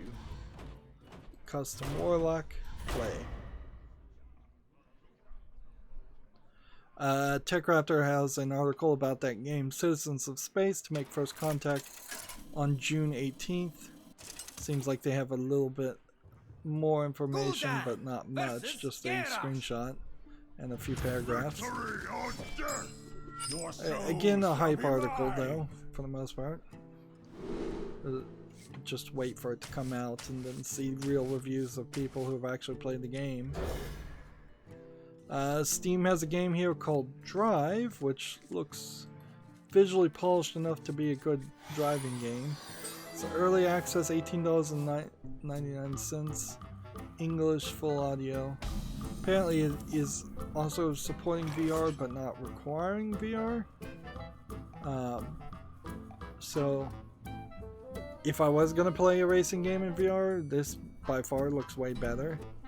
So I'll put this on the follow list. Let's do this. I have like no Warlock cards.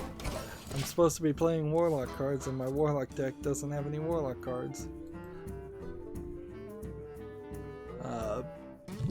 Big Fish Games put out Grim Tales: The Vengeance Collector's Editions for $12.99? No, $11.99, $11.69.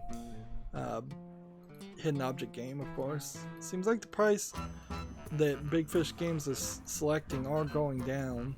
Maybe they'll eventually get down to $5.99 for a hidden object game, which would be in line with what I suspect should be the right price for hidden object games.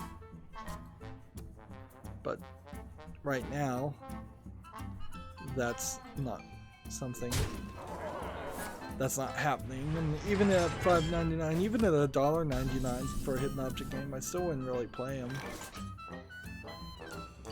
Let's see, deal 2 damage. Do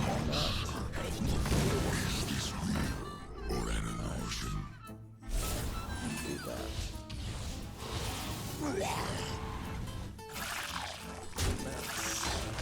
That. And that. And then the turn. Next we have a game on Steam called Night Lights, which seems like it might be a light puzzle platforming game. Seems like you're manipulating light, but you're also moving. And I watched this video, but I didn't really get an idea of how that... Like, this video's not really showing any gameplay.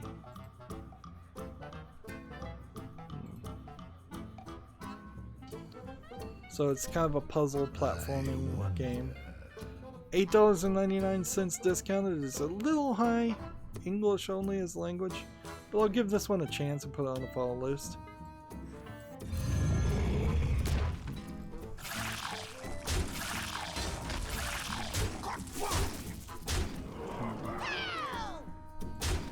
You know, it would be nice on Hearthstone, and it's kind of crazy they never have done this. Why not just a squelch option by default? Like, why can't I just automatically squelch all comments? Let's see. Like, I literally can't do anything, so I'm just gonna win here. I can't even play this Warlock card that I wanted to play.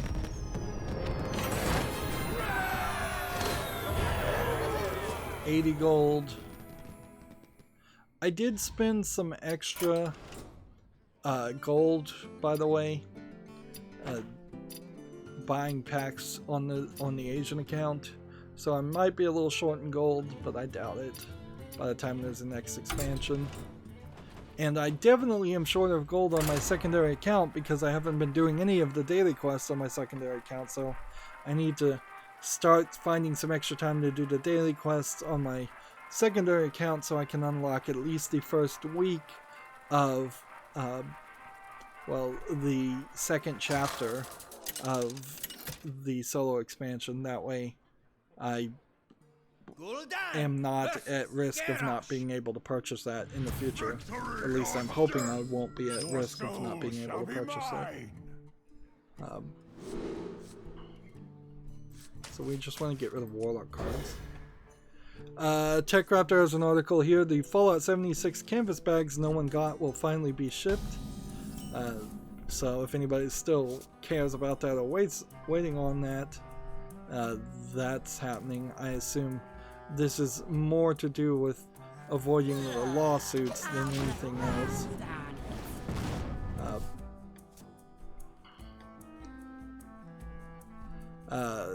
Gamatsu has an article. Grand Blue Fantasy Versus will be published by Xseed Games in North America.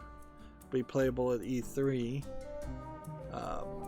I've heard of the Grand Blue Fantasy game, but it's a fighting game apparently. I would have thought it was an RPG.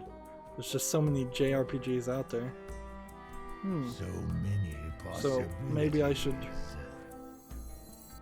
do some more research. Now I could be playing this way better, certainly, but I just want to play all the Warlock cards.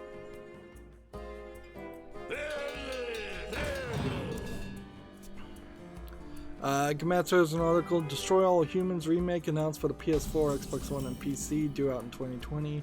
This was teased and rumored to happen from THQ Nordic, so it's not surprising at all. I guess I have a video here. I don't really know what the Destroy All Humans game is.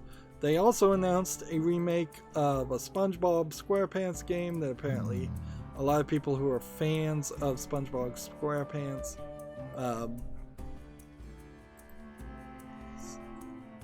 are super excited about that. I don't know if that's a reasonable amount of excitement or not. And so THQ Nordic seems like they're going back to just being THQ and releasing a lot of games, but they kind of had to also because they've acquired so many companies now. What is THQ Nordic but this collection of 4 or 5 AAA development studios? Put this apple on your head.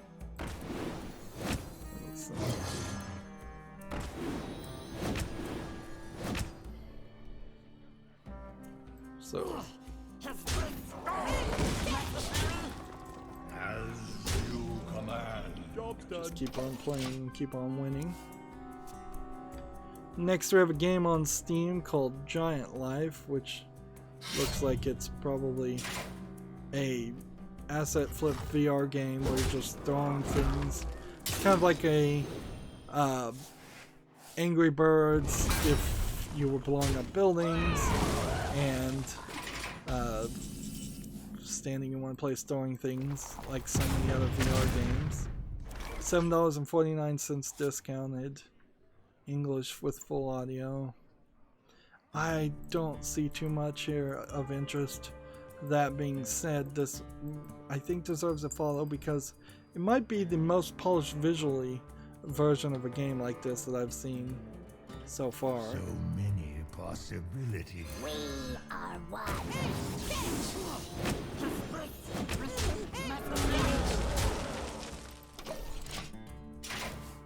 So if it wasn't a VR game, though, it certainly wouldn't be even deserving a follow.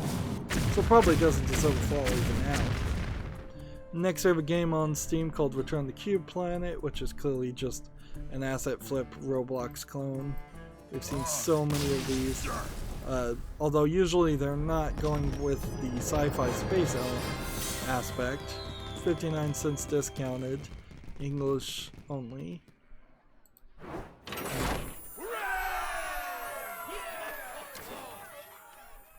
Alright, 24 more Warlock cards to play. Next we have a game on Steam called Millie the Dog, which looks like a complete and total piece of garbage game. MS Paint looking graphics in some instances. Some of them look like just clip art. Yeah, there's just nothing here that says this should be on Steam at all. $3.99 with no discount. English and Spanish Latin America and Spanish Spain. So yeah, I guess maybe that's why there's so many games that are labeled Spanish Spain, is because Spanish Latin America doesn't make a lot of sense when you're thinking Spanish Mexican or Spanish Mexico.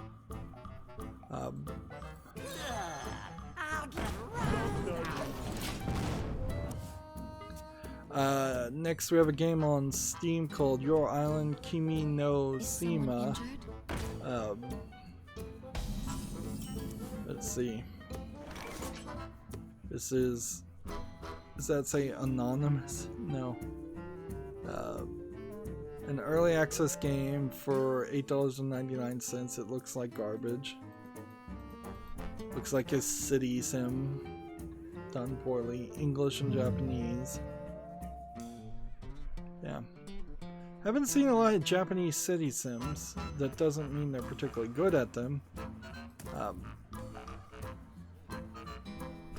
Destroy friendly minion, multi-random things. Try this turn.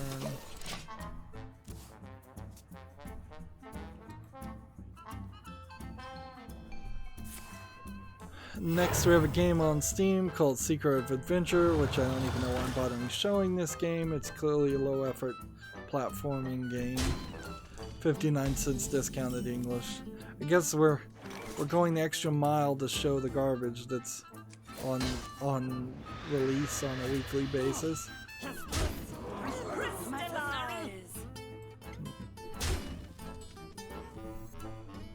Let's see.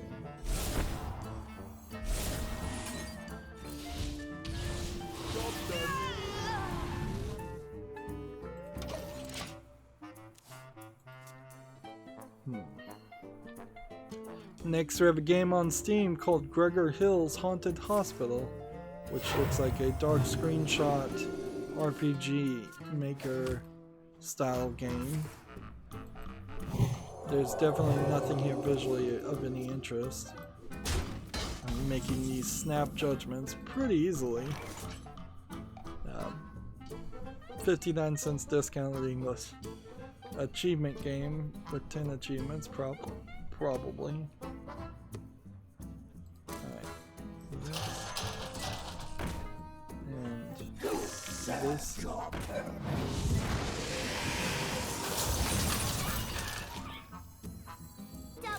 This.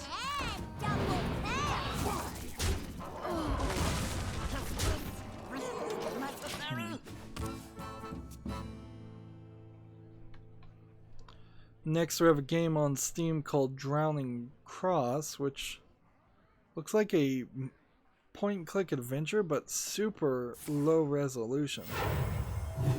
It's tagged sexual content, free to play.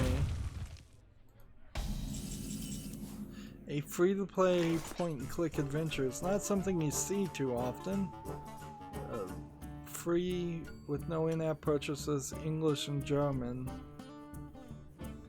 I guess I'll give this a chance and put it on the follow list, but almost certainly there's kind of no reason to ever cover or play a point and click adventure game that's free. If this looks like something you want to play, just play it. I bet it's extremely short if it's going for that price, considering how short and overpriced other games can be. The light protects me. No breaks!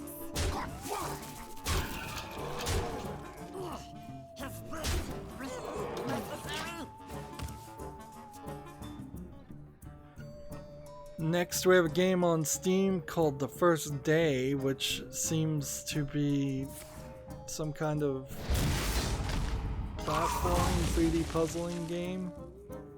Seems kind of like Portal, except for you're balancing things. It's not VR. There might be a game in here. Although I kind of hate the neon purple and green. And there is a little bit of an asset flipness to this. And none of these screenshots want to load. I cannot really figure out why they don't load the first time. They should. Probably just because I'm out of RAM. I think there's enough here to give this a follow. It's probably not good. It's $12.74 discounted, English and German. But I'm willing to give it a chance. Stop copying me! There we go. Almost out of time.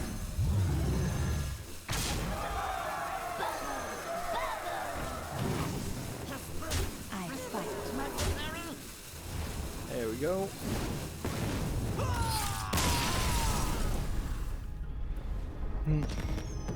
I have to say, I'm also doing pretty good right now. I'm not paying very much attention at all to the gameplay. But I am at a low ranked level too, so anything I do would probably be alright. Next we have a game called The Hand of Glory, although a Hand of Glory is Gul'dan versus something else, not a cross. It's like a thieves' hand cut off and dipped in wax and turned into a candle or something like that. So it was like a medieval torture or punishment type thing.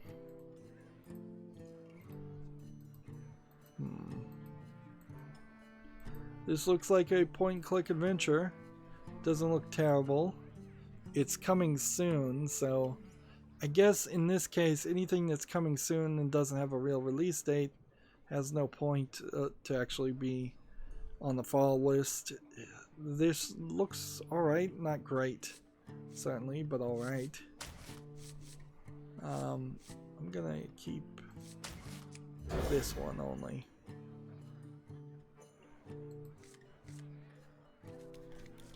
Now, I don't know what's going on with this, but Octopath Traveler is apparently again being released on Steam. Maybe it was early access before. It's already rated very positively. I don't see a reason why this shouldn't be on my wish list. In all fairness, this probably is a JRPG that wouldn't make it in the top 10 list of JRPGs that I should play. But if someone was to gift it to me, I would not really have no problem playing it. It is $59.99, so that price tag, even when it's on the wish list, is going to be a premium that would scare away me from actually spending that money on that kind of content. If it were realistic 3D graphics and it was $60, that would feel a lot better to me. Maybe that's a bit of a bias artistically. But yeah, there's no reason why this shouldn't just go to the wish list. And I can see the end of the road, which is good as far as the news, but I've really had to struggle to get to it. Next we have a game on Steam called Aliens Attack VR. A standard stand in one place and shoot as the aliens seem to be coming towards you and all around you, which would probably make you very dizzy and upset pretty quickly. I'll give this one a follow. It's a free-to-play game in VR, so actually I don't know if I should put that on the follow list if it's free to play. If you have a VR headset, try Aliens Attack VR. You'll probably get dizzy and not like it, and then give it a review and tell people that it's probably redundant, short, and uninteresting, which is, I suspect, several of the ways you would describe it. Right. This and that.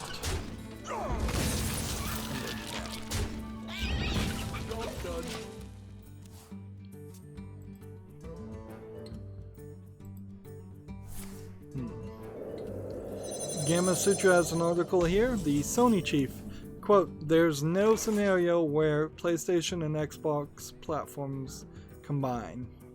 So, yeah.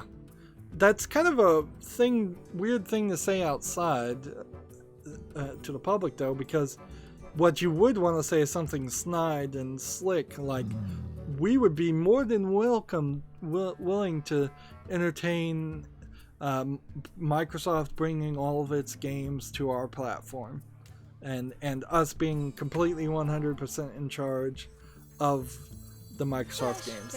That should be something that they would have said there to make it sound like they're being way more generous than they really are. But to outright blatantly say there's no scenario, even though the meaning is exactly the same, that's a problem. And certainly this is a confirmation that cross-platform play on things like Rocket League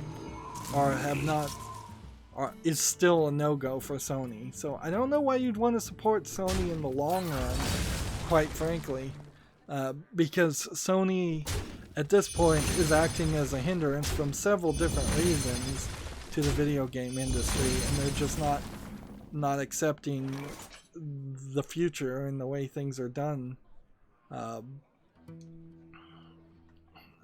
nowadays.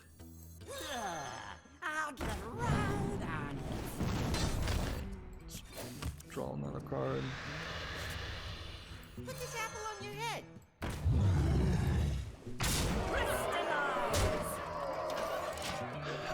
Gamatsu has an article here. Persona 5 Royale FAQ addresses Persona 5 save data and DLC compatibility plus some new screenshots.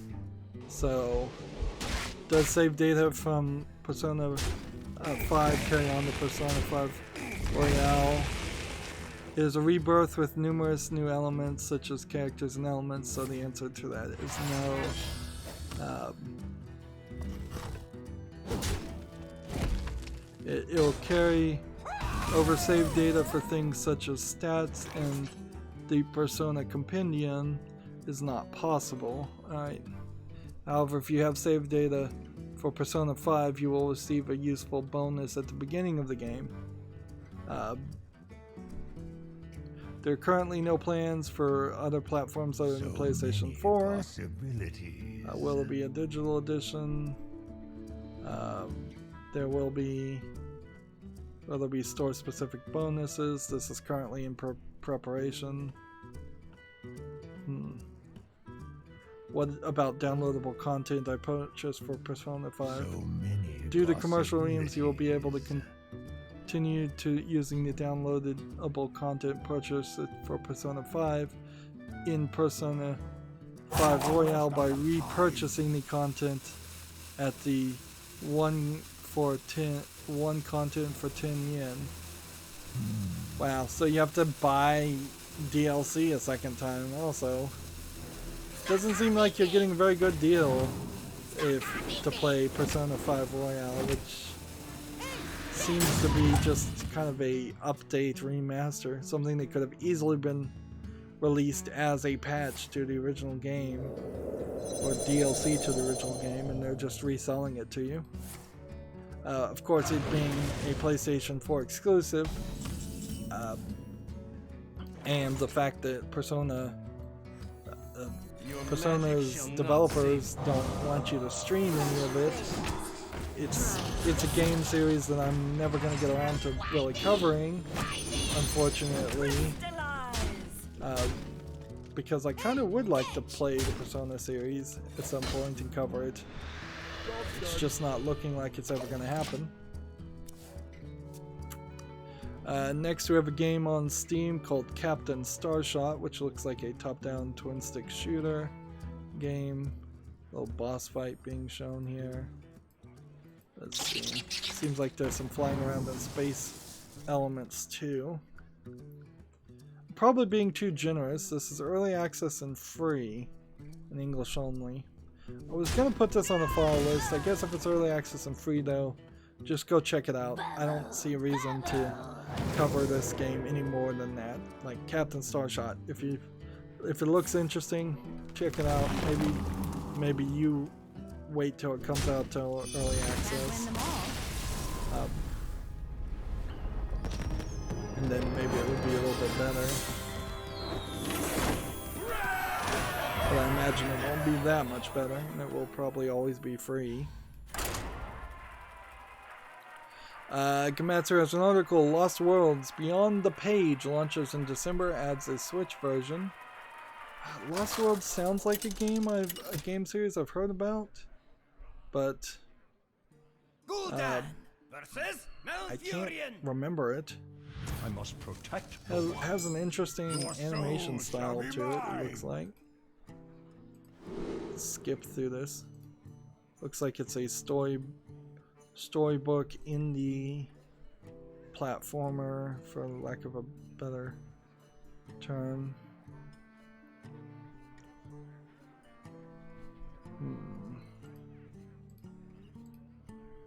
Well, this looks interesting. I'm gonna see if I can look up if there's a game called Lost... Oh, it's not Lost Worlds, it's Lost Words.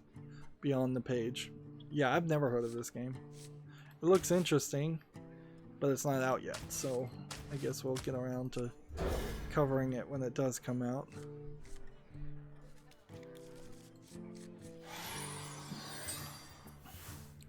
Next, we have a game on Steam. Talk about just total garbage. Tennis Elbow Manager 2, which literally I think is a manager tennis game in which you're managing people with tennis elbow.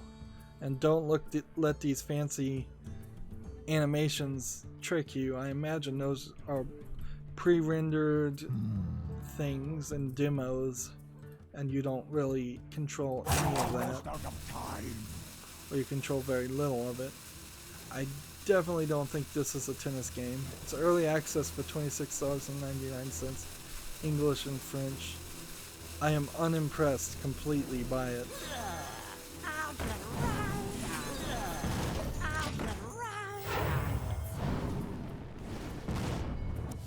So, unless I'm just totally wrong and Tennis Elbow Manager really is a tennis game, somebody would have to tell me, quite frankly. Somebody would have to review that game to convince me it's anything other than a joke management sim.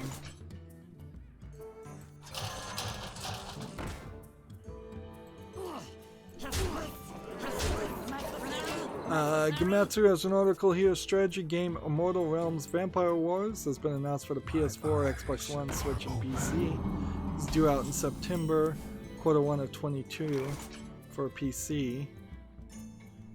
Maybe an interesting game. Is there a trailer here to look at? Maybe not. I don't get why you announce your game right before E3 happens, though. Unless you just want it to be forgotten about. Like, why not release it a week after E3 happens when the hype is starting to die down? Because it's just going to be lost in the noise. And yeah, that trailer did not show me anything about the game. Let's see. Destroy a friendly minion. I should have attacked first, actually.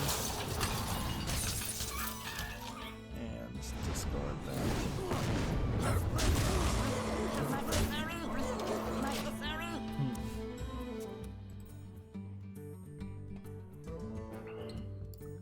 that. TechRaptor has an article, Free Borderlands 2 DLC leaked, connecting story to Borderlands 3. My question here is this really out and confirmed, and will this actually let you play as the characters from Borderlands 1 and Borderlands 2? Because I think you might be able to play as those characters in Borderlands 3, and that's probably the right direction to take it, is to just fix that mistake. That's like the biggest mistake that Borderlands 2 made, is forcing you to play as new characters and then never letting you play as the old characters. Kind of forcing you to play new characters to begin with makes no sense. No screenshots exist proving it. They're calling it Commander Lilith in the Fight for Sanctuary. It's coming out of Reset Era. Ugh. Yeah. The information I want to know is this going to just be another scenario where you're just playing as the same old characters from Borderlands 2, or is it something else? Does it perhaps let you max level some of the other characters? Even that would be very welcome, because I'd love to play as a Necromancer, but I don't want to do it unless there's an easier way to max level that character. I don't want to start at level 1 and try to play 2 full gameplays to get it to level 60. That's just asking way too much time. Of course, the other element here that's questionable about these rumors, which are probably true, is why not get ahead of this and announce this free DLC as Gearbox? I wouldn't be surprised if Gearbox actually is leaking false rumors to Reset Era after, in order to maybe control or change the narrative.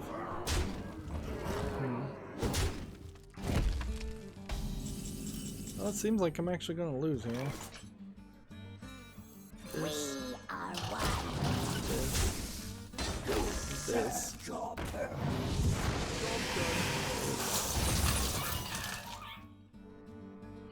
I should have played that. If I had played this, My thanks. wouldn't have lost, but I don't really need to win. It'd be nice if I had kept the win streak. Komatsu has an article. Sega Atlas announces its E3 lineup. Catherine Full Body, Judgment, Mario and Sonic at the Olympia Games 2020, Tokyo 2020, Persona Q2 new Cinema Labyrinth for the 3DS, the Sega Genesis Mini, free swag, the Catherine Full Body Experience. That's not really a lot for Sega to be showing off, but I imagine they'll have maybe a few surprises. Still have some. How many do we have to play? 8 Warlock cards. And then we'll be done.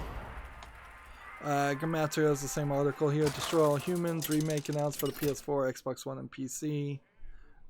No big surprise there. In fact, that may have been an article we already covered. None can escape my fury. Let's see. Your soul shall be mine. Gamatsu has an article here. Yooka-Laylee and the Impossible Lair has been announced for the PS4, Xbox One, Switch, and PC, which is a little surprising because I didn't really assume that there would be a sequel to Yooka-Laylee.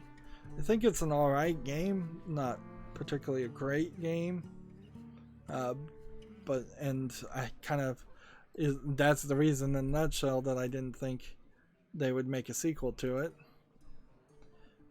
Maybe the sequel will be a little bit more polished and a little bit better. It's from Team 17, and I kind of get the feeling that a lot of Team 17 games are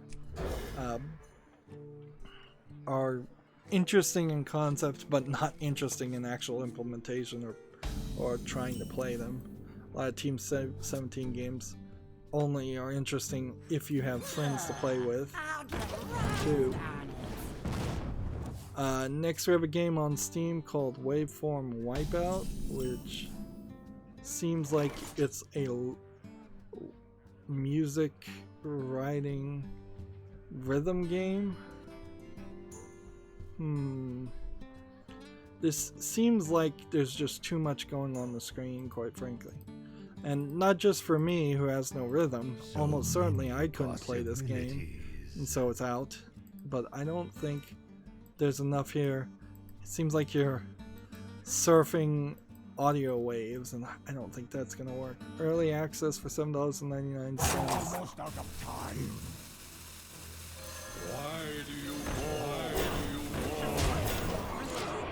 So Waveform Wipeout not making it to the fall list. TechRaptor has an article. Darksiders Genesis officially announced, developed under Airship Syndicate. I've never heard of this developer, Airship Syndicate. It's starring the Fourth Horseman, who I assume was supposed to be Pestilence, wasn't it?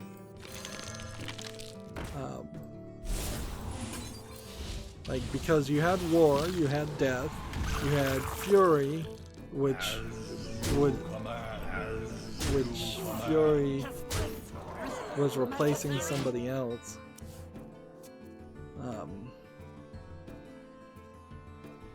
It's a spin-off and not a mainline game.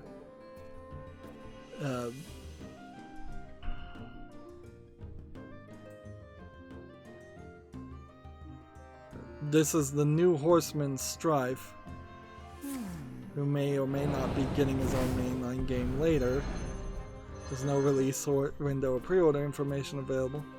Alright, so here's Strife. Strife in particular looks more like a robot than the characters we had seen in the previous Darksiders games.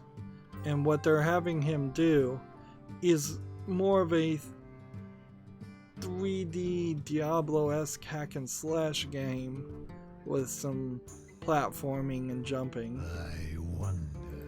Let's see. It's gonna take him forever to walk down the hallway.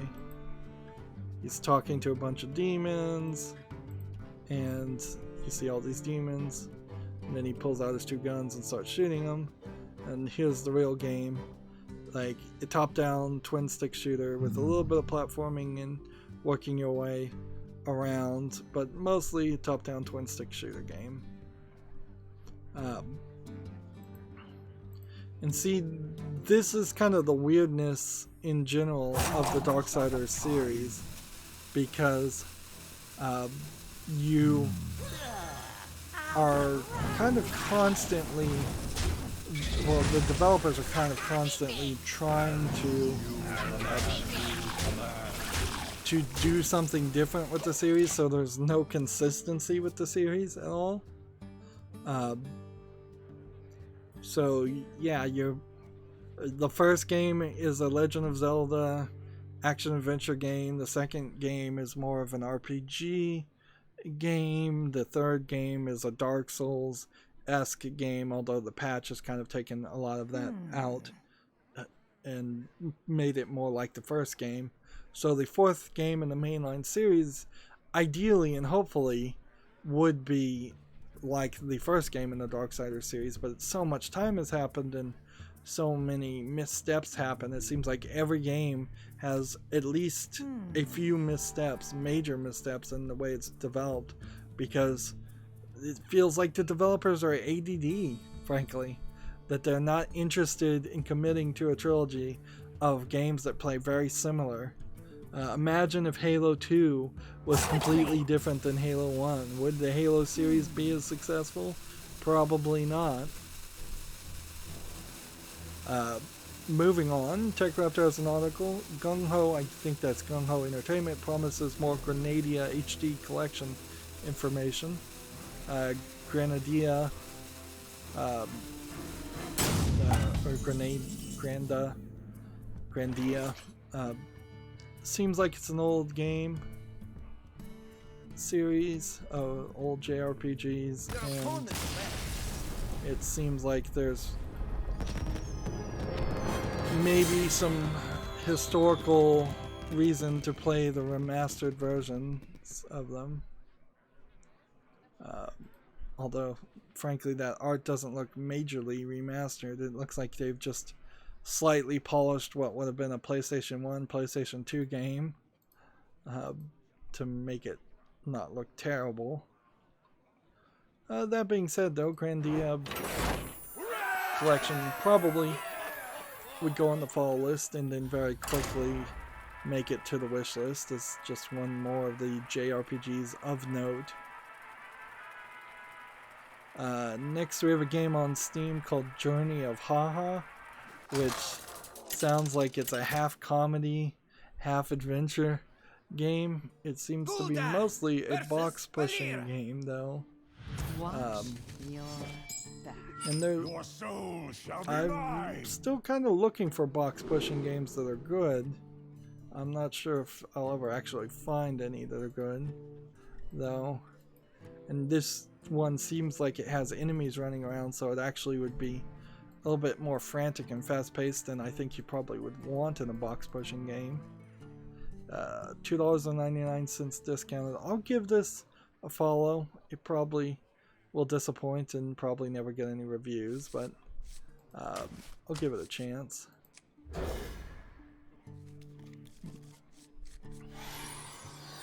And we're close to the end now. TechRaptor has an article here. Sega Ages adds virtual racing in Wonder Boy and Monsterland later this month. Sega Ages, I think, is a software and not a monthly service.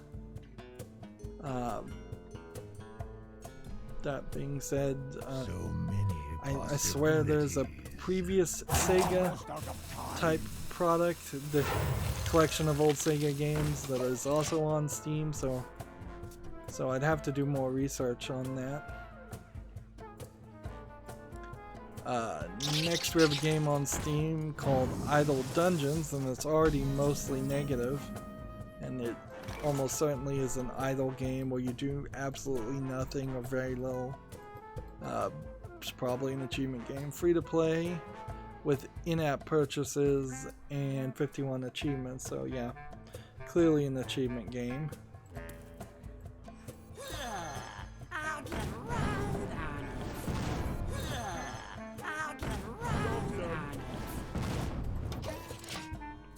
So yeah, Idle Dungeons definitely not making it to the ball list.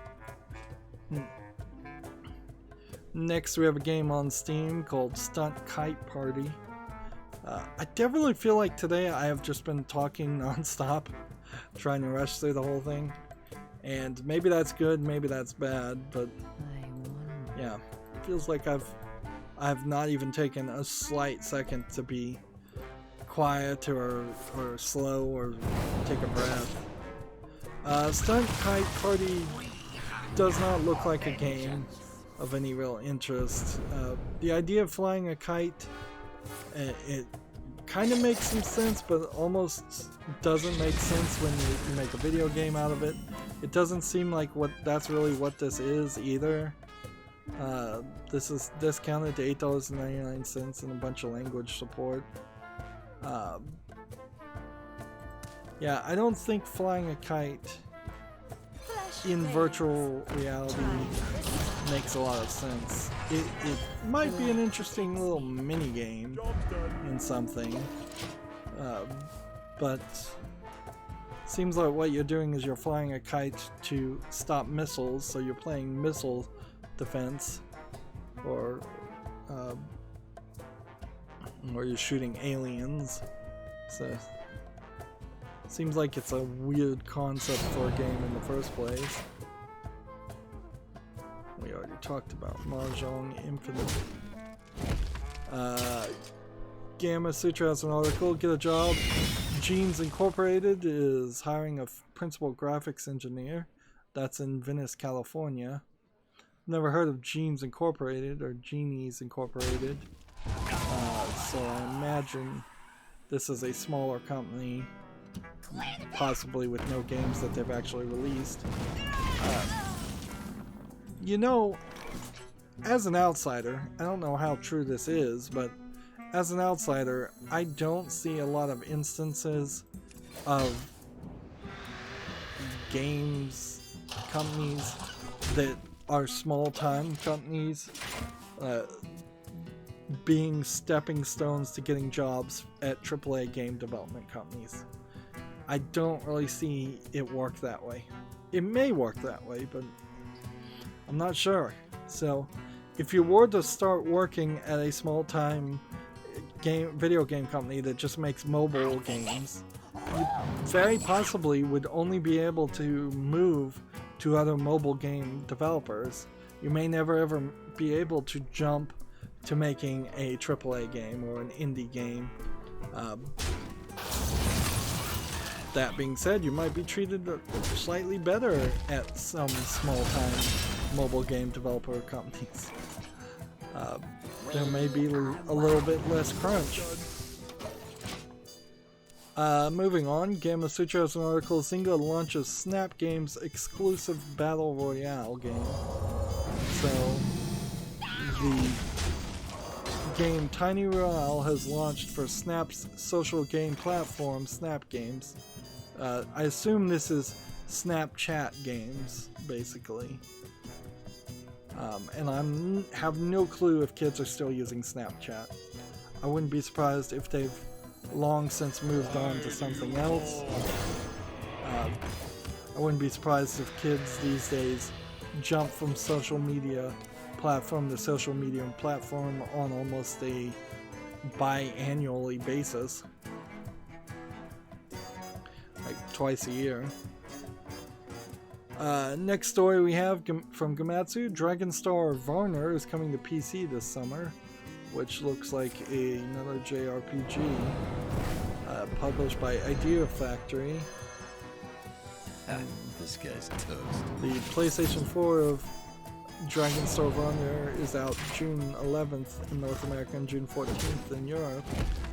I kind of feel like this game came out way earlier in Japan, and that we're getting a release of a very old game, but maybe not. Could be that it's just not as much of a focus or as much of a polished game. Stop copying me! Job's done.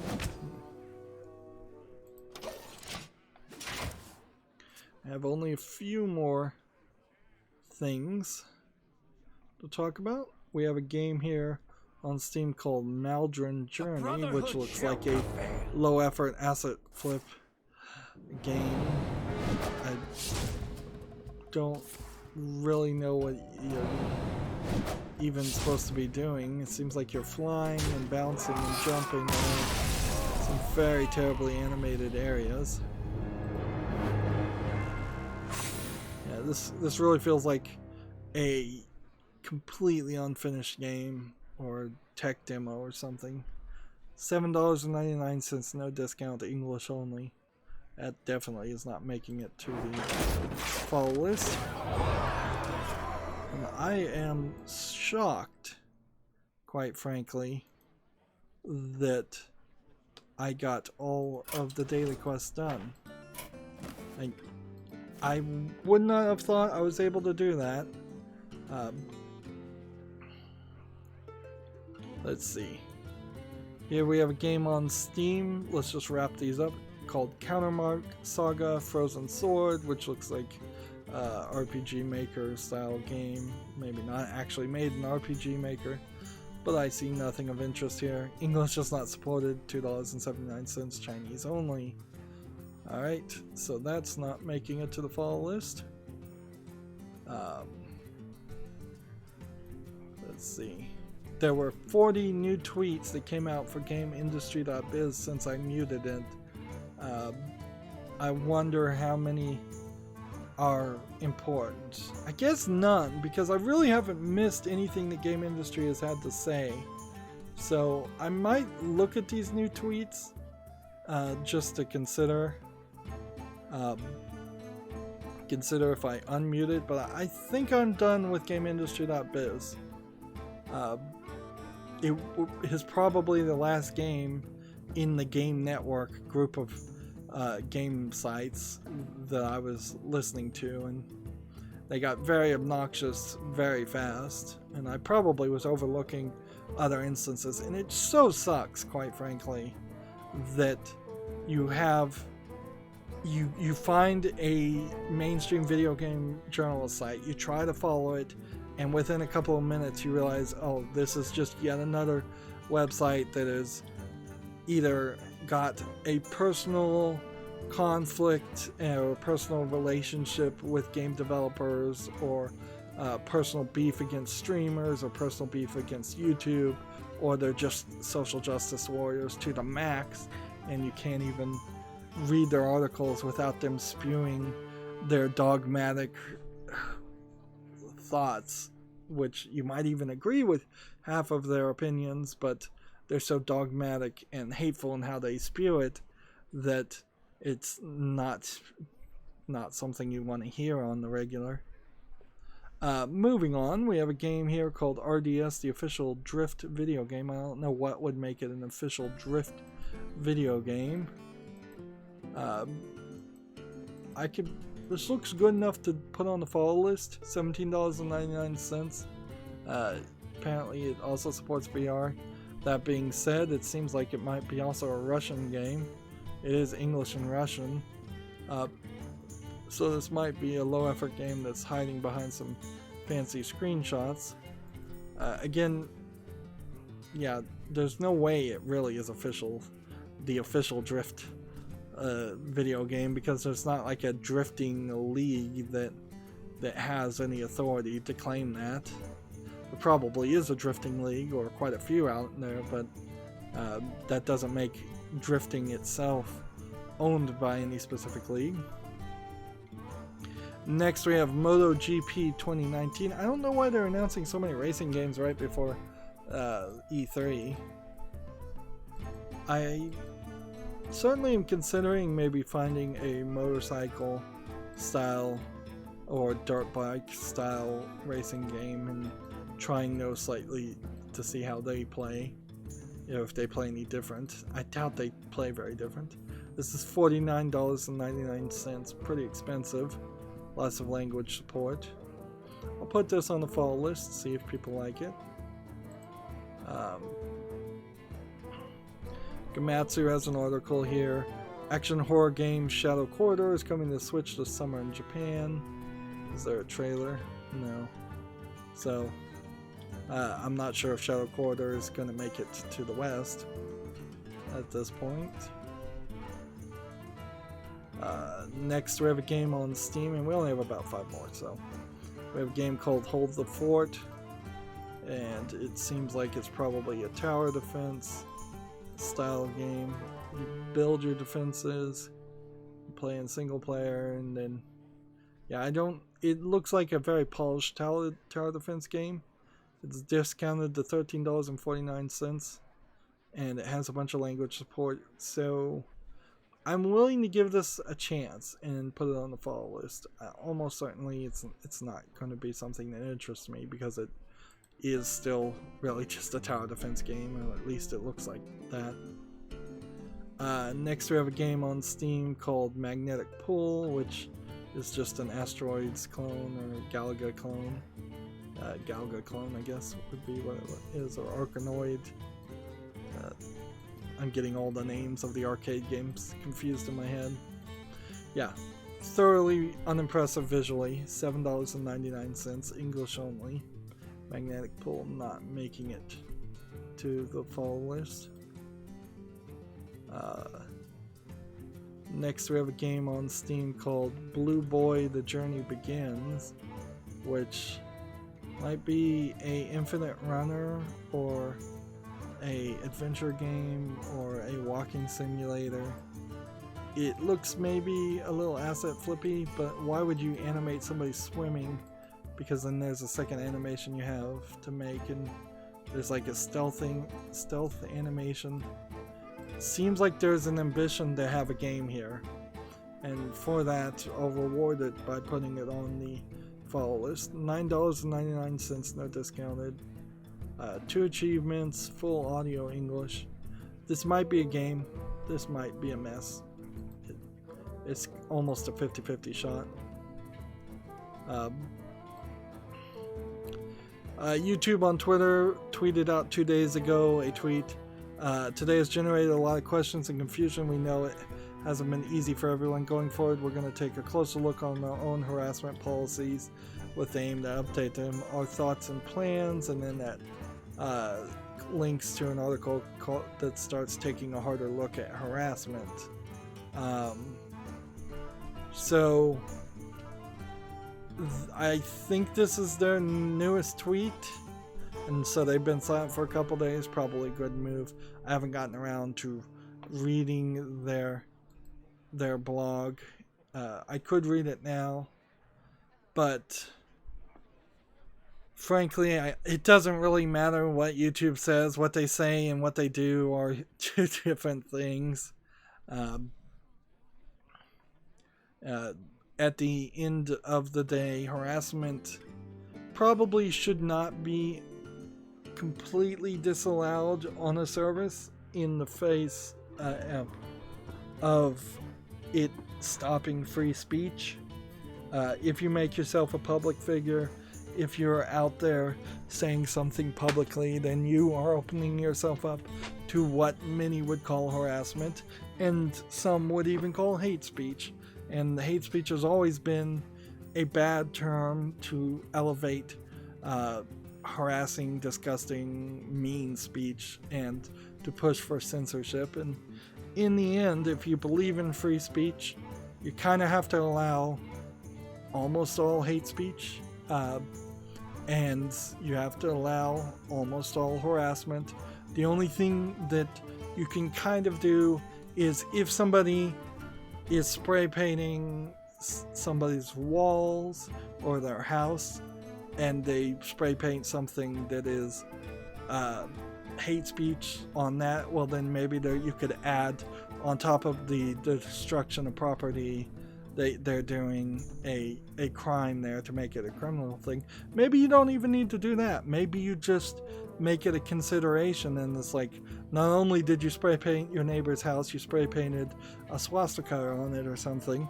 That should just be something that the judge considers themselves in the sentencing phase or in the fining phase. But since YouTube is not the government, YouTube's main goal, in my opinion, as all citizens and corporations' goal should be, is to promote free speech as much as possible. And that's certainly a mile away from what they're actually doing. So yeah, I don't really care what YouTube has to say, because what they, like I said, what they say and what they do changes on a daily basis. It changes on the whims of who's in charge. There's just no consistency. There's no sanity to what they do, because it's just a whole group of random people with random thoughts, and all of them given way too much authority. The one thing Susan Wojcicki could do to improve YouTube, where she's not really doing a lot to improve YouTube, in my opinion, is she could be the cruel dictator that it needs and say, I'm gonna make all the decisions and all the opinions, and then at the very least we can blame everything on Susan Wojcicki, instead of saying, oh, it's somebody internally in YouTube, or it's some algorithm inside YouTube that nobody even knows how it works. In the end, it should still all fall on her shoulders. She clearly does not have as much of a tight rein and control on her employees as needs to happen for a platform like YouTube. Moving on, we have a game on Steam called Dungeon Munchies, which looks like it might be an interesting dungeon crawler combined with food collection game. It's rated positively. It's early access for $12.59. I'm not sure it's really worth that price, and that's discounted. It's English and traditional Chinese, so it might be a Chinese game. But I think there might be something here, although I want to get some more reviews, and I wouldn't be surprised if it turns out that it's a really short experience as far as a game. Way shorter than the price tag would justify. Next we have a game on Steam called World of Dazzum, which I have no idea what this is, but it looks to me to be a troll game. Whatever it is, it's not interesting visually. It looks like total garbage, and all over the place as far as art style. Yeah, this feels like a troll game. $5.39 discount.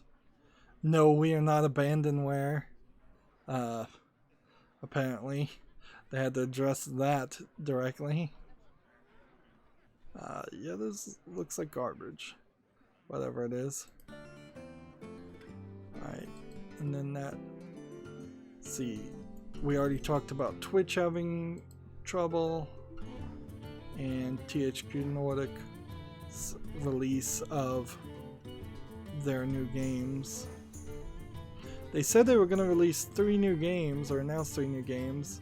Darksiders Genesis was one, Destroy All Humans was one, and the SpongeBob game was one. So I don't think that THQ Nordic has any more games to announce. So that's kind of a thoroughly unimpressive collection of games to announce. It's weird, to say the least.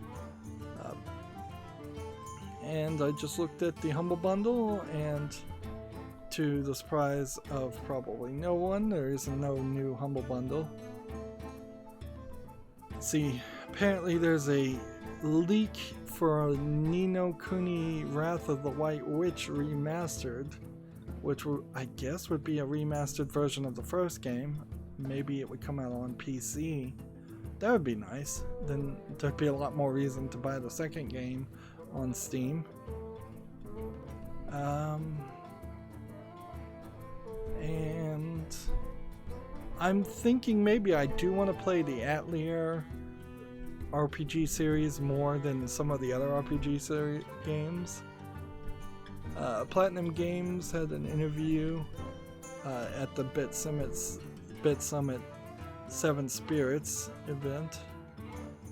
Yeah, I'm just thinking in the back of my mind about playing the Atelier games over maybe Final Fantasy or something else.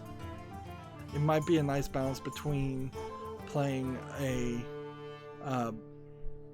Neptunia game and Final Fantasy, something in the middle. I'm scrolling down my Twitter feed just to see if there's anything new to cover, and it seems like no, there isn't. So there hasn't been any new news.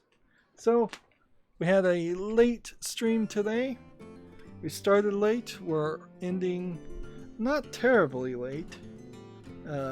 9 o'clock Central Time, 9:09. We burned through it. We tried out the fuzzy blurred effect as the background of the text. Well, I'd like some feedback on that. It probably didn't work as well as just a black screen in general. And the only reason it needs a blurred effect is because in case somebody types something in the chat offensive, and that doesn't even really happen enough. So I could probably just get rid of the black effect without using the blur effect.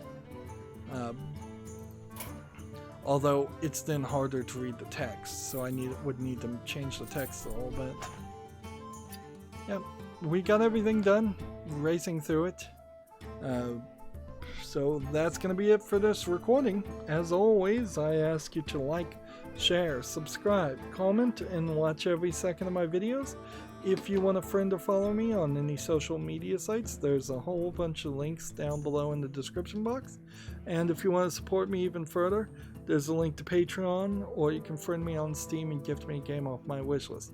Remember, the Steam sale is coming. Thank you for watching. Have a good evening.